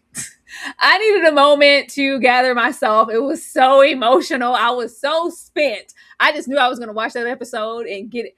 No, I needed time to process and gather myself and then talk about this finale with y'all. So when I drop the upload for Half Man, please support that because I'm tired. I am so tired and amazed at the same time about how brilliant it was, but it was exhausting. But thank you guys so much for watching. As Ashley said, be sure to roll up with us for the weekend and get into seasons 1 and 2 about Interview with a Vampire. It should be fun. We would love your support there. And because if you haven't seen it, you're missing out. And if you have seen it, it's time to watch it again. So we look forward to seeing who's going to be there tomorrow. But yes, it's raining here, Danny. Anytime I'm this out of commission, it's raining like hell outside. It's real heavy. But thank y'all for rocking with us this entire time. And we'll see you guys next time with more content. Good night, y'all.